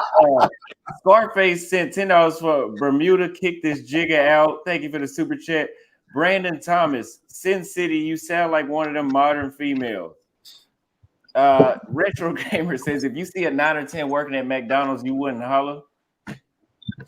So in a 9 or 10. Who's that question to? You. Me? Yeah. Would I holler? Yeah. Yeah, I would holler. I don't really. Yeah, I would holler. Let's straight up answer the question. The next one is Crypto Bro says, if Brazil, Colombia, DR, and Thailand are eliminated, what is the next best place for black men? Also, if you guys are enjoying this debate we got going, hit the Cash App. We're still $5.50 away from the goal. Cash App, $ Austin Holland. So what do you think? Brazil, Colombia, DR, and Thailand are eliminated. What is the next best place for black men? Kazakhstan. Kazakhstan. That's interesting. I got a friend. He's married to a Kazakh woman. He told me out of all the countries he's been to, Kazakhstan's the only one where they seem to prefer black men over white men. So we're gonna see. Kazakhstan. I wasn't expecting that answer. But you might need to learn Russian, though. You might need to learn some Russian. So that's probably gonna eliminate like 99% of guys right there. To your point, Sin City, we'll get a couple of these super chats here in a second. I wasn't expecting that. I don't know, man. I've met American women in other countries, and I'm like, oh, let me try it again. I got two scenarios. The first one, I was in Africa. Chick was cool. She actually hit me up, and this is some shit that they usually do. She hit me up. We went out, kicked it. We ended up hanging out for like 7 hours. And we were jumping from different bars to bar. Usually when a chick follows you around, you're smashing. And we got all the way. She's telling people she's my boyfriend and shit. Dudes that are trying to talk to her, she's kissing me. We get all the way back to the house, naked in the bed, and she's not trying to smash. And I'm like, yo, this is in Africa. I'm like, this is the same. Y'all really are different, no matter where the hell y'all are. This is the same. This is one of the many reasons why I left that motherfucker, because of this shit. That's the teasing. That's one of them. The second one, I was in Medellin. I didn't have this one on video, but I think I was outside of a restaurant at Poblado, and I heard some English, and I was like, "Oh, where are y'all from? New York." I'm like, let me just do an experiment. Y'all have Instagram? And if there was a dude, I probably would have punched the motherfuckers for the way how they responded to me. They went off, oh, I'm 14 years, literally like a fucking dude. And I'm like, yeah, I'd rather stick with the locals. The next one is thoughts on Sugar Baby versus Game. What if you are running game on a secret double agent Sugar Baby who is pretending to be a good girl? What? A secret double agent Sugar Baby? What kind of question is this? So you're talking to a girl. Look, in my experience, if you're talking to a girl and she wants cash, she's gonna let you know. I don't think it's gonna be a secret. She'll probably reveal it like halfway, at least some ways in the conversation. Like one time I was swiping on the app and I had a girl come straight over, a Chinese girl, and she made it very clear to me. Well, actually, no. Actually, I messed up that one. I took her out on a date for I swiped. I was like, "Hey, let's go." I thought she was a normal girl. I don't do online dating, guys. I do cold approach. But I was just playing around. I just moved into this new apartment, and I was just swiping around on the apps. And okay, this girl wants to meet up, so I took her on a date, and then I brought her over to my home. And then she's like, "Okay, you want to smash? It's gonna cost money." I'm like, "What? Me pay money?" So yeah, I think you're gonna find out eventually what's going on with the girl. Oh yeah, that was one of my first. I don't know. Maybe that was my first real interaction with like a real pro. Yeah, but do both, y'all. You can do sugar baby and game. Like, have the best of both worlds, man. Like, stop trying to just choose one side or the other, y'all. Like, you have your cake and eat it too.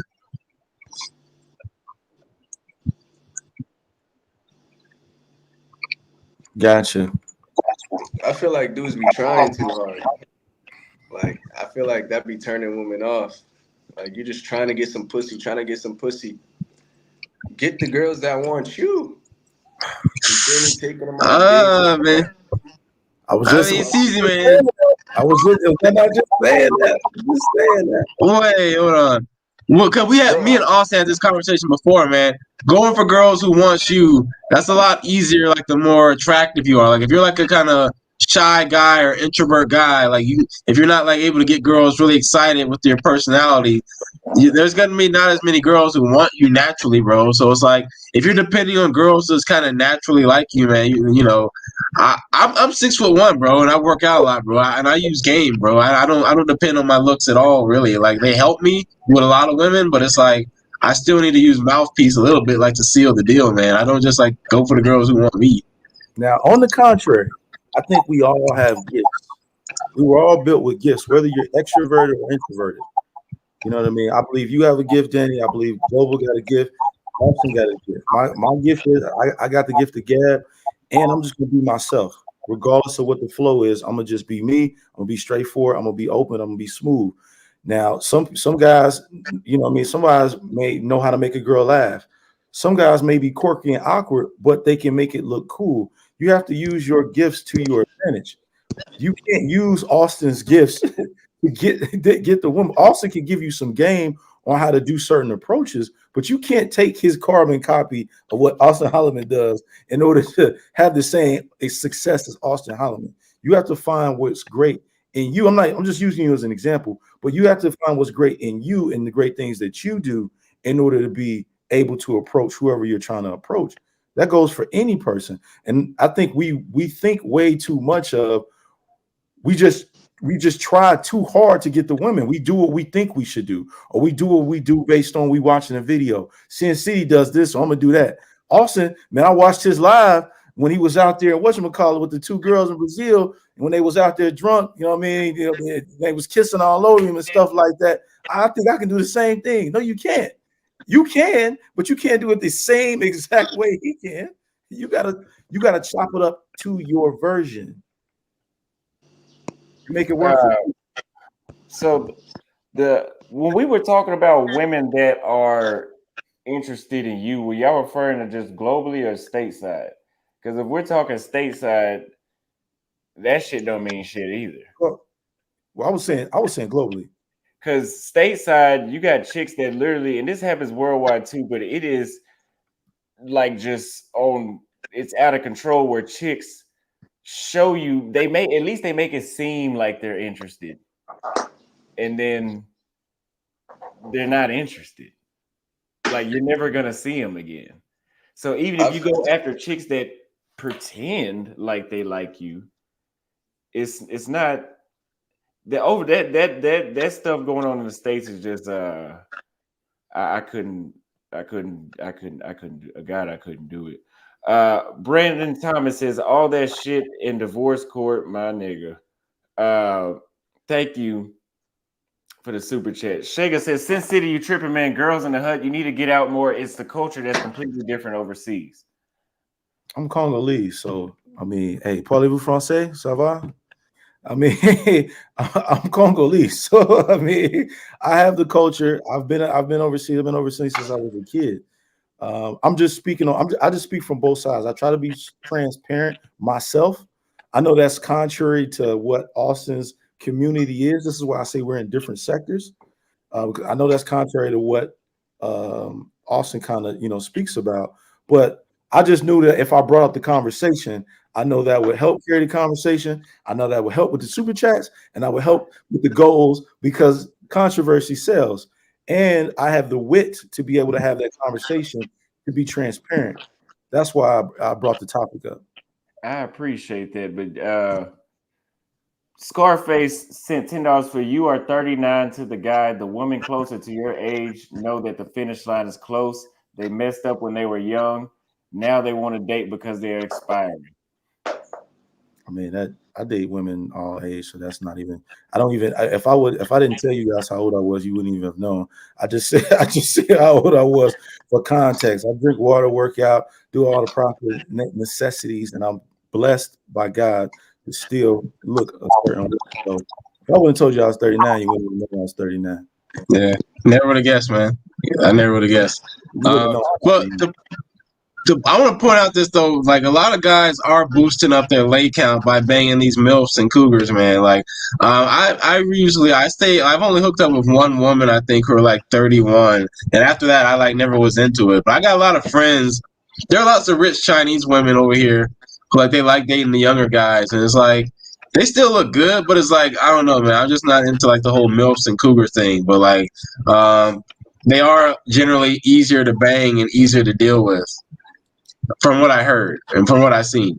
So to what Sin City was talking about in the States, yeah, I had the sauce with 30 and up. But then the thing is, let's say I never traveled and then I really like it. Hold on, we got all this damn noise, man. That ain't me. Well, let's say I traveled and we really like this chick. I really like this chick. So then I'm 21. And I gotta date a chick that's 35, and I'm prime time to have kids biologically. She's not, So I gotta settle to be over there. Can't even date a motherfucker my age. Yeah, I mean they take care of themselves overseas, y'all. Like if you're into that kind of milfs and cougars thing, man, you can really run through, and they look really good, y'all. I'm gonna be honest with you. Like when I first came to Asia. Honestly, I didn't learn to tell the difference between women in their 20s and women in their like late 20s or 30s. It took me a while because I didn't really pay attention to it. Like when I went to the nightclub, I was just like, okay, that girl looks good. That girl looks good. Then years later, I'm looking back and I'm realizing, oh snap, these women, they've been playing the game for years. Like they've been going, like these women, they aren't, to a foreigner who's fresh, just came to Asia, he sees like a early 30s Asian woman, he thinks, dang, that girl's hot. But he doesn't know, like, she got bodies, man. She got bodies. She's been playing this game for a long time, man. Just another meal, just another snack for the night, I mean, I'm not against cougars or nothing like that, but yeah, that stateside shit is pretty much out of the question, man. I mean, like, it's just there's no way in hell I could ever go over there and do that again. I was daydreaming the entire time.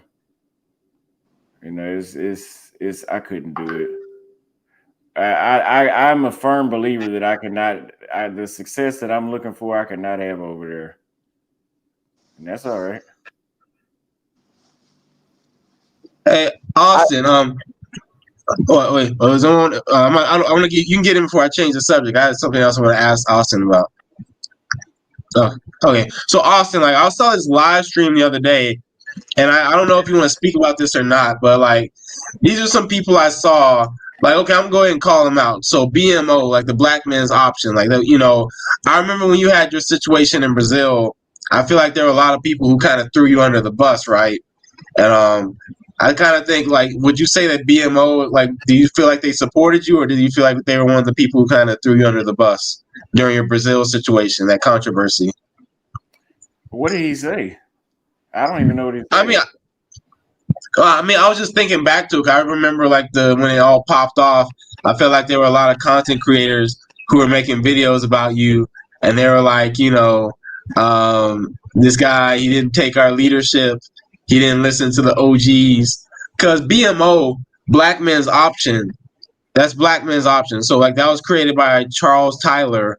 And basically, I remember when the Brazil situation popped off, one of the guys, the guy who, like, took over after Charles Tyler died, he made a video talking about, hey, man, kid, he didn't listen to us. Now he done set us back in Brazil. He set us back, so, like, his behavior. And I feel like that older generation of guys, they kind of engage in a lot of gatekeeping. Like us younger generation, like we're kind of putting a lot of stuff out on the internet. We're making content. We're like a lot more open. But like the older generation of like the black travelers, they're very secretive. Like they don't like putting their stuff out on the internet, and like they kind of got this kind of gatekeeping thing, and that's probably why they don't really have as much influence because they don't put out content, right? Like those guys are OGs, like they've been in Brazil for like 10, 20 years, but nobody knows about them because they move in silence, man. So, I don't know, man. I didn't really pay attention to them. I don't really, I don't know, man. People that be hating, I don't really know. I like the haters that are funny. Khalil sent $5 for all you guys have different formulas on how to approach these women at different economical status. Women date to disqualify while men date to qualify. That's very true. We date to qualify for sure. Chris sent $5 for I just subscribed to all your channels. Great panel, gentlemen. Austin, is still money over game. LOL, love you, bro. Keep up the work. Yes, money does come up first. It sure does. That's why I'm thanking you for that $5 super chat. It does come first, though. But that's not it. But yeah, if the troll, I was one of Peso Man's fan. I was actually subscribed to his channel. He was funny. The other dudes that hate that aren't funny, it's just like they're just talking, man. They just talking shit. At least be funny. I'll shout you out. You could talk as much shit as you want, as long as it's funny. I mean, unfortunately, we're in a travel space now where it's evolving, it's changing.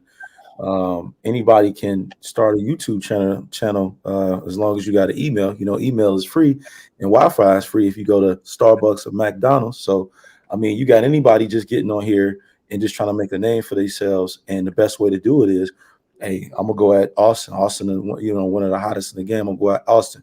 I'm gonna go in the streets with Keith. He got over 200,000 subscribers. I'm gonna go after Sin. He got over 200,000 subscribers. I'm gonna go after Global says he moving around. He out in Thailand. I'm gonna go after Flight of Madness. He out in China. That's the easiest way. That's the easiest route to do it, to get your name out there. And unfortunately, it's becoming more and more and more prevalent. But as I always say, YouTube has now become, this is like the modern TV. We're like the modern day television now. People watch us more than they watch television. And that's why I think we have a job and a duty to do with going live. That's why I respect you go live and how consistently you go live, Austin. And Global, you need to get your ass out there and start going live a little bit more. I know you don't want to, but you need to a little bit more. So do I. And so do you, Danny, because we got a job to do. If we want to dilute this a little bit, then we need to do our part. I'm not ready to go live. Maybe after I hit 10K, maybe I'll go live. I don't know, man. I'm not ready for that, man. I got too much on my mind, man. I'm putting out shorts, and I got like a lot of long form content, man. I haven't even dropped yet, man. I'm not ready for these live streams, man. I don't have the infrastructure.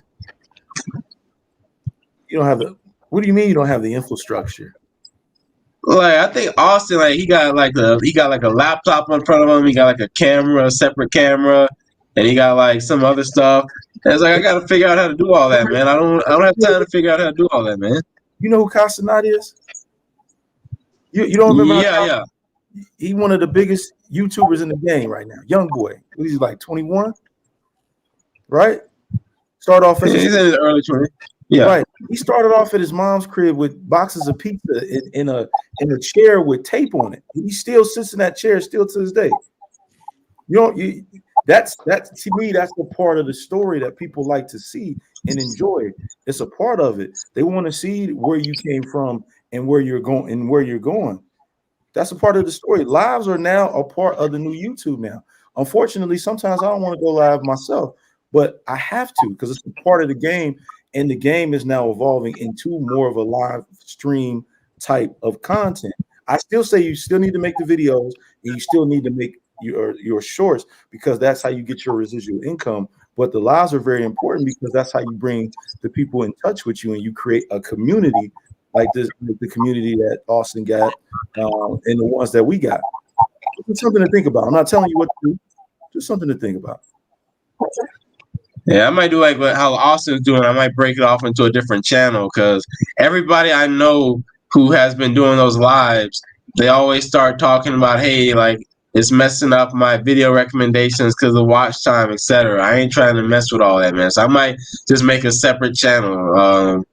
Yeah, I think that'd probably be safer, y'all. Y'all want me to go?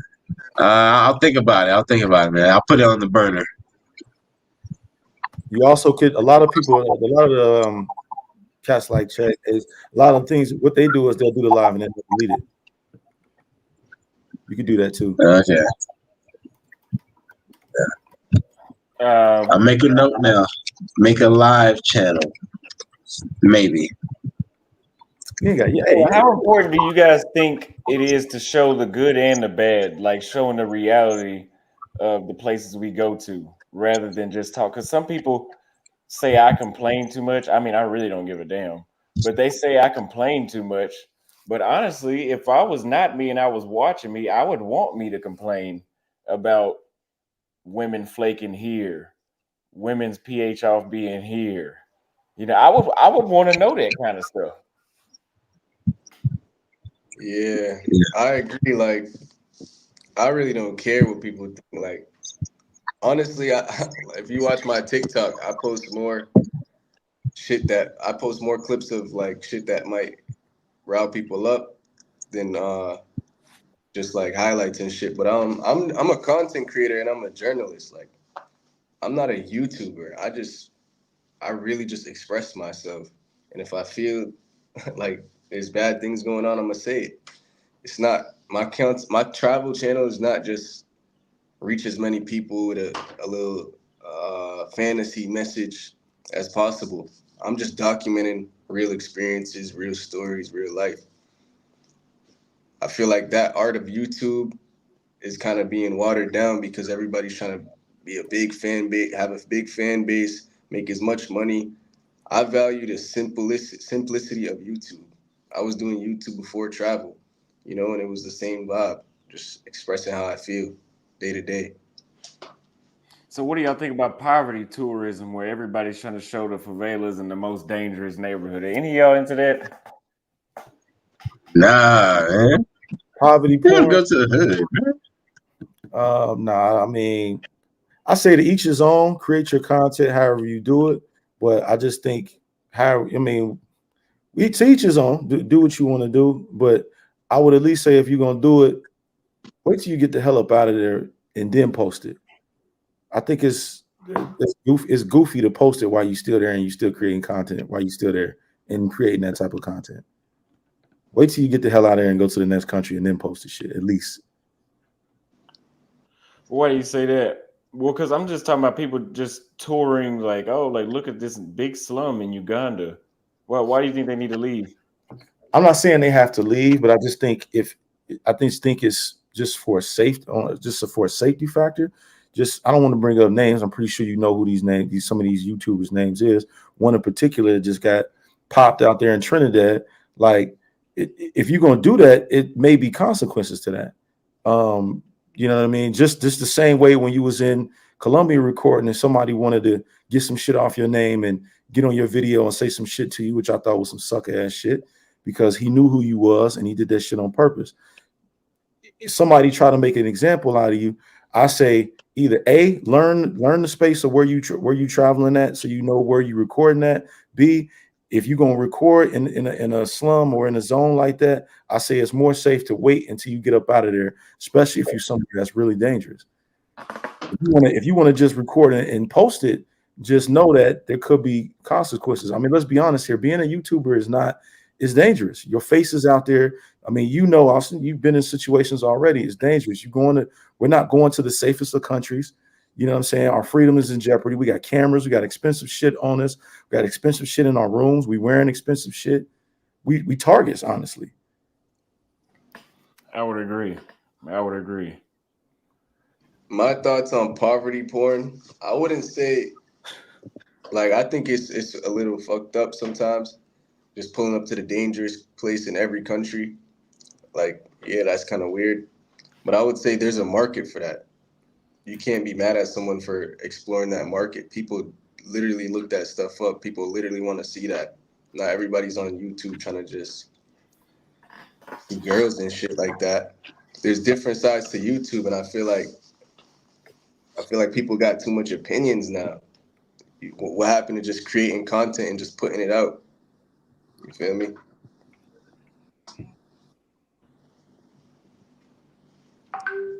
Yeah. I don't know why. Like, I see those channels where like some guy goes like the most dangerous countries and neighborhoods he can find. And I'm not built like that, y'all. I can't understand like I make it pretty obvious. Like, I don't put it out there 100%, but I go to places where I think there's gonna be beautiful women. I don't know why these guys want to go to the hood where like bombs are going off. I don't know what kind of I don't know. I don't get it. It's not for me. But in terms of like exposing like the negatives of a country, you can, I guess. Like, I guess like for you guys, like you guys are putting out a lot of information about Brazil that people didn't consider. Because I remember a couple years ago when this travel space, like this kind of black travel space, first started popping off. Guys were really exaggerating. They were trying to make it seem like everything is great, everything's peachy overseas, man. They just go overseas, show me your passport, you'll get the easy booty. And now guys are starting to realize, like, hey, man, guys like Austin are striking out sometimes. Like, what's an ugly guy like me, a short, ugly guy like me gonna be doing, man? So, I think we're kind of breaking a lot of the fantasies that guys had and a lot of the misconceptions, man, because man, you guys who ain't good looking, man, you gotta work hard, man. You can't be expected to just go over there and like they're gonna be all over you, bro. Like, you gotta have mouth. Look, guys are thinking they got mouthpiece and they got money. So if you don't have mouthpiece, you don't have money, or you don't have looks, what do you got, man? Like, what do you got? So you just expect women like hook up with you just because what? Like, you gotta have something. You gotta have mouthpiece, looks, money. It helps if you got all three. But if you don't got none of them, like, what are you gonna do, y'all? Come on, man. Hey, man, when you say that whatever that booty shit you be saying, man, that shit is fucking hilarious, man. Booty. I mean, I was gonna say like, what am I supposed to say? Box or something? I'm supposed to say like, get some box or get some. We gotta get you a different slang word because every time you say that shit, I just want to bust my laugh. It's funny. Yeah, we were trying to say like, what else am I gotta say? Like some cat. Get you some nice box, guys. Get you some of that meow meow. Some of that kitty litter. Some of that kitten hole. Some of that hot burrito. Hey, that's enough, man. That's enough. All right, we need another topic, you guys. We don't have any more time. Any other questions from anybody? Austin, come over to China, bro. I'll give you a good China tour, man. Come over here, man. We're gonna set it off, bro. Everybody who goes to you come over here, like who does like these travel YouTube things, man. They can blow up pretty big, man. We get you an easy 1 million views, man. Just come over here, bro. I could do that. I don't know when, but I could do that. It probably won't be this year. What, bro? We got 6 months, bro. We got like a half a year, bro. You can easily touch down over in China. I mean, honestly, I think if you stay here, you're gonna want to stay here at least a month. I think you're gonna like it, bro. I think you're honestly gonna like it, man. I think 3 months? 3 months in Europe, to a month in the Middle East, maybe, and then I got to go back to Africa after that. And why not come here before the Middle East? Come here before the Middle East. I think here is like. Because if you go to the Middle East, your life might be in danger. But in China, your life's not going to be in danger. So, like, we can't have you dying before you come to China. So I say, after Europe, come to China, then go to the Middle East, man. Don't risk your life so soon, man. Like, wait till the end of the year to risk your life, man.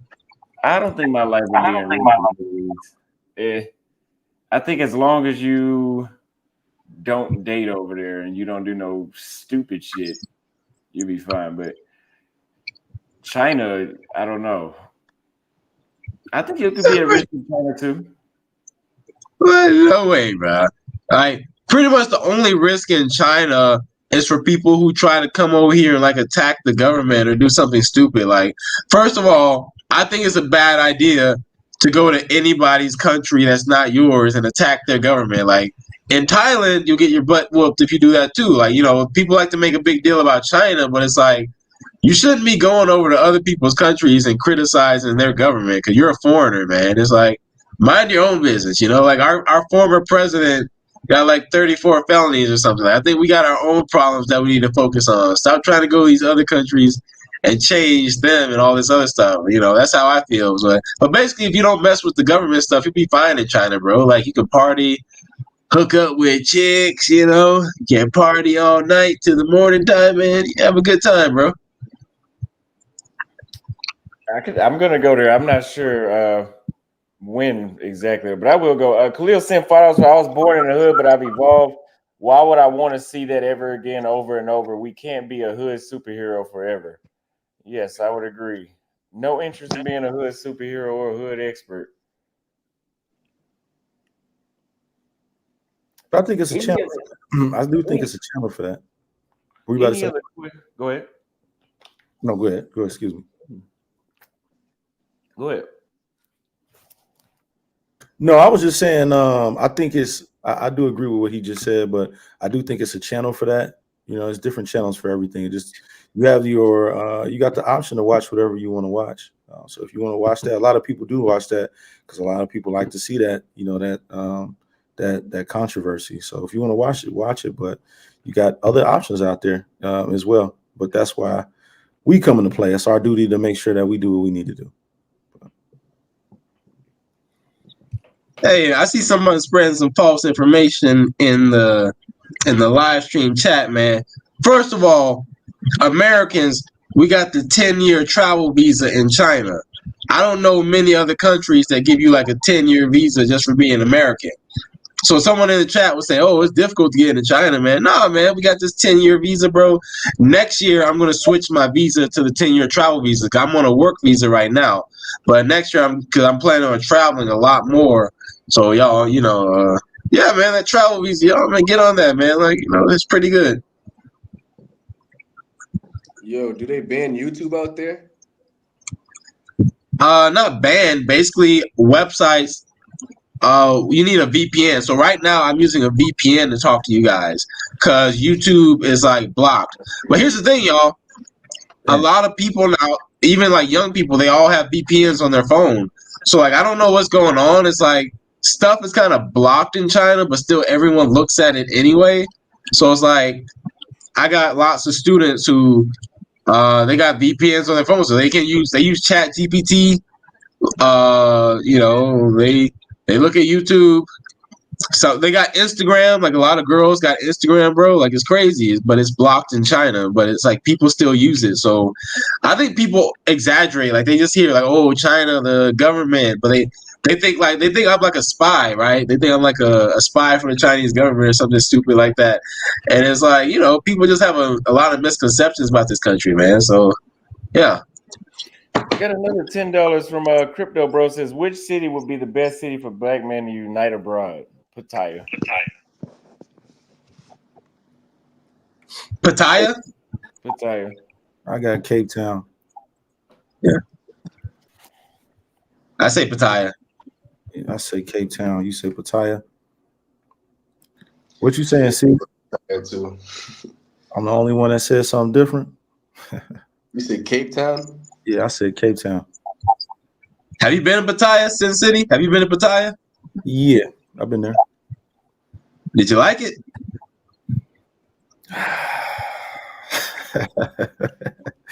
It was cool. I gotta go again. It was all right. Cool.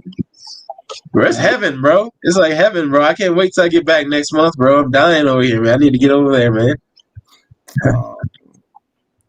Yeah, it was cool. It was good. I'm more of a beach guy. I like beach culture. They don't have really a beach culture there. The beach is really trash for real. So yeah, I love. I would have said Brazil, but I like Cape Town. I like Cape Town a little bit more. But yeah, I would say Cape Town. But yeah, they don't have a beach culture. And I don't know. I just wasn't impressed. I just think that Thailand is one of them places where you either love it or hate it. I never really hear anybody say where they sound like me, and it's like they have like, well, they say it's okay. You either overexcited about it or you're just like, yeah, whatever. Yo, CZ, I would like to I would like to see you start packing and traveling again. That stuff is inspiring for me. Anytime traveling to a new country soon, sees. Yeah, I'm about to go to a new country next month. Actually, uh, some countries that nobody's been to. Hey, what's up, fellas? Like I said, I've been watching Austin. I've been watching you for a while. I like when you guys, yeah, young fellas get together. But Global C, I do wanted to bring up. I was watching one of your TikTok things when it goes to like Afro Latino, which I am one. So I wanted to ask. I know you were saying that. I think I want to just make sure I got this clear. Like you were saying that the black people don't get love in Latin America. I think it was one of your viral videos, and I wanted to really get your Nah, perspective. I would say like sometimes you meet black people in like Colombia or Brazil, and they would just have a low self esteem. That's something I noticed out there. But they Oh, cool though. yeah, because the only reason why I wanted to have that conversation because I know you said that's your I wanted to get Austin experience because I don't think that's technically like I said I don't think that's technically true. I know that's your experience, but now since like y'all generation kind of changed it, I would say more so black Latinos are more confident that actually the light skinned Latinos more than ever because the generational, you know what I mean? But I want to get Austin, I want to get Austin perspective. I know y'all got the Austin, how you feel? Do you feel the Afro Latino get loved in Latin America? They From your get, they give, get love, like get I want to get y'all perspective. get love from who? From just the communities. I mean, I guess amongst themselves, yeah. Yeah, because the only reason why I was asking because I was listening to Global Seas and he was saying that he felt like they have low self esteem. Well, I want to get y'all perspective. Do y'all feel that way? Because I personally feel like my community had came up further and we love each other more. But I want to get y'all perspective, the outside looking in. So Where are uh, you from though? I'm from the DR, Republic. So Yeah, yes, that's a little different though, right? you said what happened? That's a little different though, right? Y'all's level of racism and colorism is a lot deeper than a lot of these places, I think. Yeah, but the thing is, that's old. The only reason why I came up because I feel like that's old information. Yeah, it still go on. Colorism will never change. It goes even in America, right?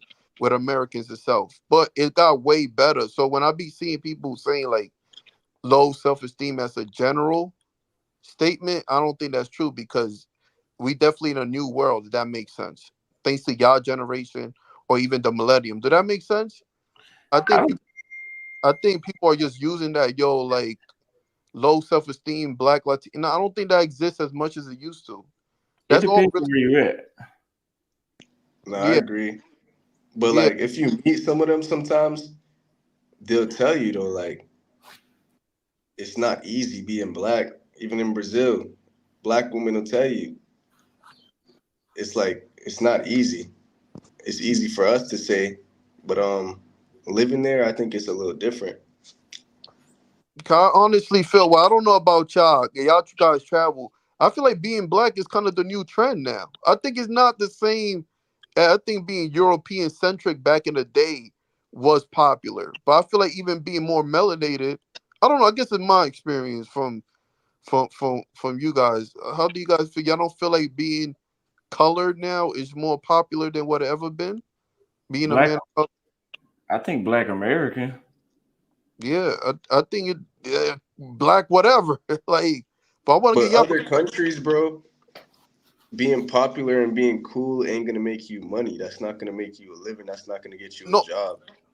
no. I'm not saying with the thing is what I'm saying is I feel like a lot even when I be hearing other people like talk or whatever they use European centric as being the beauty standard. That makes sense. But now I think it's a new age that being our skin complexion is the new like beauty standard. If that making sense, than what it was back then. That's what I'm saying. Like I think for men of color traveling, you actually are more looked out for than what it used to be. Did that make sense? We're in a new age. I'm basically saying. Hope I'm not confusing y'all. Like I think it's a new era. I think things are changing as far as colorism and racism, but Yeah. I don't know. It's getting better, but I don't think it's a trend. Yeah, I don't think like I said, the only reason why we just here to like address the global seas, because when I was reading a lot of people comments, they were like, "Yo, Black Afro Latinos, you know, they have low self esteem, this and that." I don't for that community, I actually think women desire love more than what it ever been. I don't think that stands as much as it used to. That's all I wanted to bring up, if that makes sense. Yeah, I but I think it. I think they do desire us more, yeah, than they did before. Yeah, yeah, I would agree with that. yeah. It's the new being in Afro like community, yo, being black, Afro Latino, black, whatever, bro. It's a plus now. It back then you could have said that 10 years ago. 10 years ago, my grandmother and this and that they would tell you, but now it's not like that. So whoever thinks that way it doesn't apply anymore in the Afro community. Still, you always gotta have certain people that feel that way. Of course, you can't change everybody's mind, but it doesn't apply anymore, especially in certain Caribbean areas. But that's what. I think, man. I think that. Sorry to cut you off. I think that the black people. It again. It depends on where you're at. Like there's black Yeah, people in Montevideo, but even they shit. It seems like they don't want to be black. yeah. Like you said, it depends where you at. It definitely depends. But in certain areas, being black is the new. You know what I mean? It's like, yo, it's definitely popular in some Afro groups. I know Austin. I know you went to some places. You felt like you probably was more desirable in some. You've been to a lot of Afro places now. Yeah, Do- I think in Salvador, Rio, yeah, being black is better, but yeah. That's in Sao Paulo, probably not so much. yeah. Of course, there gonna be some spots, but I'm just saying that miss like you're right. I'm just saying let people know that like it's some people feeling like yo, nah, I'm black. I'm not gonna be nah. It doesn't. Some spots it doesn't exist like that in Latin America the way you guys expect it to be. That's why I do like your travel channel, Austin, because you showing people that people still sticking to that same old information that yo, nah, if you black in Latin America, no, that's not true. That's old information. That's what I'm saying. That's Yeah, yeah. So, but all right, fellas, I'm done. I'm gonna keep listening. That's all. I'm done ranting. But y'all do your thing, all right? I Like, appreciate it. Okay, if anybody else want to call in, if you got any questions for the panel, guys, we still 550 away from the goal. If you guys want to see me go to Europe after this, the Cash App is $ Austin Holloman. I think I'm ready for a drink though. I drink when I get bored. That's how I know I'm bored when I CZ, want to drink. CZ, what you got planned for Friday in Thailand? Like, what do you usually do? I know where you're going. You go to what? You go to Soy Six, don't you? Go where? You typically go to Soy Six on Fridays, don't you? No, I don't be in Pattaya. I'm messing with you. You know, I'm just messing with you. Go ahead. I don't be in Pattaya, but I just be chilling. Maybe go take a walk. There's not much to do. I just chill out here. Like, You still in Phuket, or did you come back, or did you go back to? yeah, I'm in Phuket. Okay. Yeah. I don't really party much. Like, I like Thailand because it's chill, it's peaceful. I don't really be partying too much.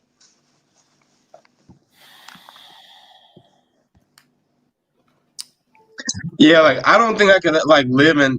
One of the reasons, like I don't know if I could live in Thailand is that I don't know if I could handle that lifestyle like 24/7. Like I would just like I think it's good for like a short stint, like maybe a month or something. But like I don't know if I could like just relocate there and like every day is a party. I think I'd get burnt out. You know, I like to just flying in occasionally. Hey, you got Poppy Rico in, man. I've been seeing him all over the internet these days, man. What is going on, guys? I had to bring some whiteness to the panel and an older dude. I'm the oldest motherfucker here. Yo, CZ, you cool as fuck, dude. You real, you cool, and if motherfuckers hating on you, you know what they could do. You know what I'm saying?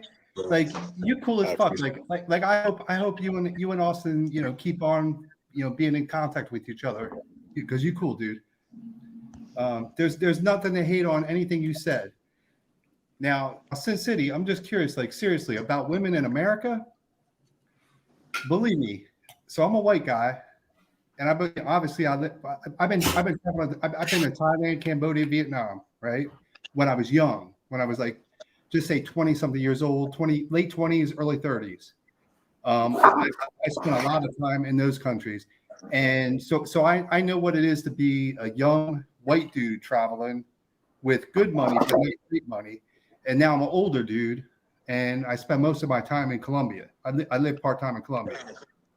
And all I can say is this, right? Why the fuck would I put effort into trying to, like, dude, I got money, right? Like I make good money. I don't even sweat girls here. I don't waste time with girls here. I'm not chasing women here at all because the juice ain't worth the squeeze. That's the reason why. It's all about the effort and the time and the money you got to put into somebody here. It ain't worth it, man. I could go get someone better in Colombia. I live in Cali. You're on mute. That'd be your choice. I mean, if that's what your experience is, I mean, that's your choice. You can't knock me for my experience. You have your experience, I have mine. You know, me coming up, me growing up the way I grew up. You know what I mean? It was, even though you're older than me, of course, but the way I came up and what was instilled in me was, I mean, I had somewhat. I mean, I failed at a certain point, but then once I knew the success and I found myself, I never turned back. And I took that I take that confidence everywhere. It doesn't matter if I'm in Iowa. It don't matter if I'm in Wisconsin. It doesn't matter if I'm in Florida. It doesn't matter if I'm in Pattaya. I'm gonna be Sin City. That same sauce go with me everywhere. I don't expect everybody to be like me because this is something that I was born with, and I had to learn to be this person. So I don't expect everybody to have that. This is something that I learned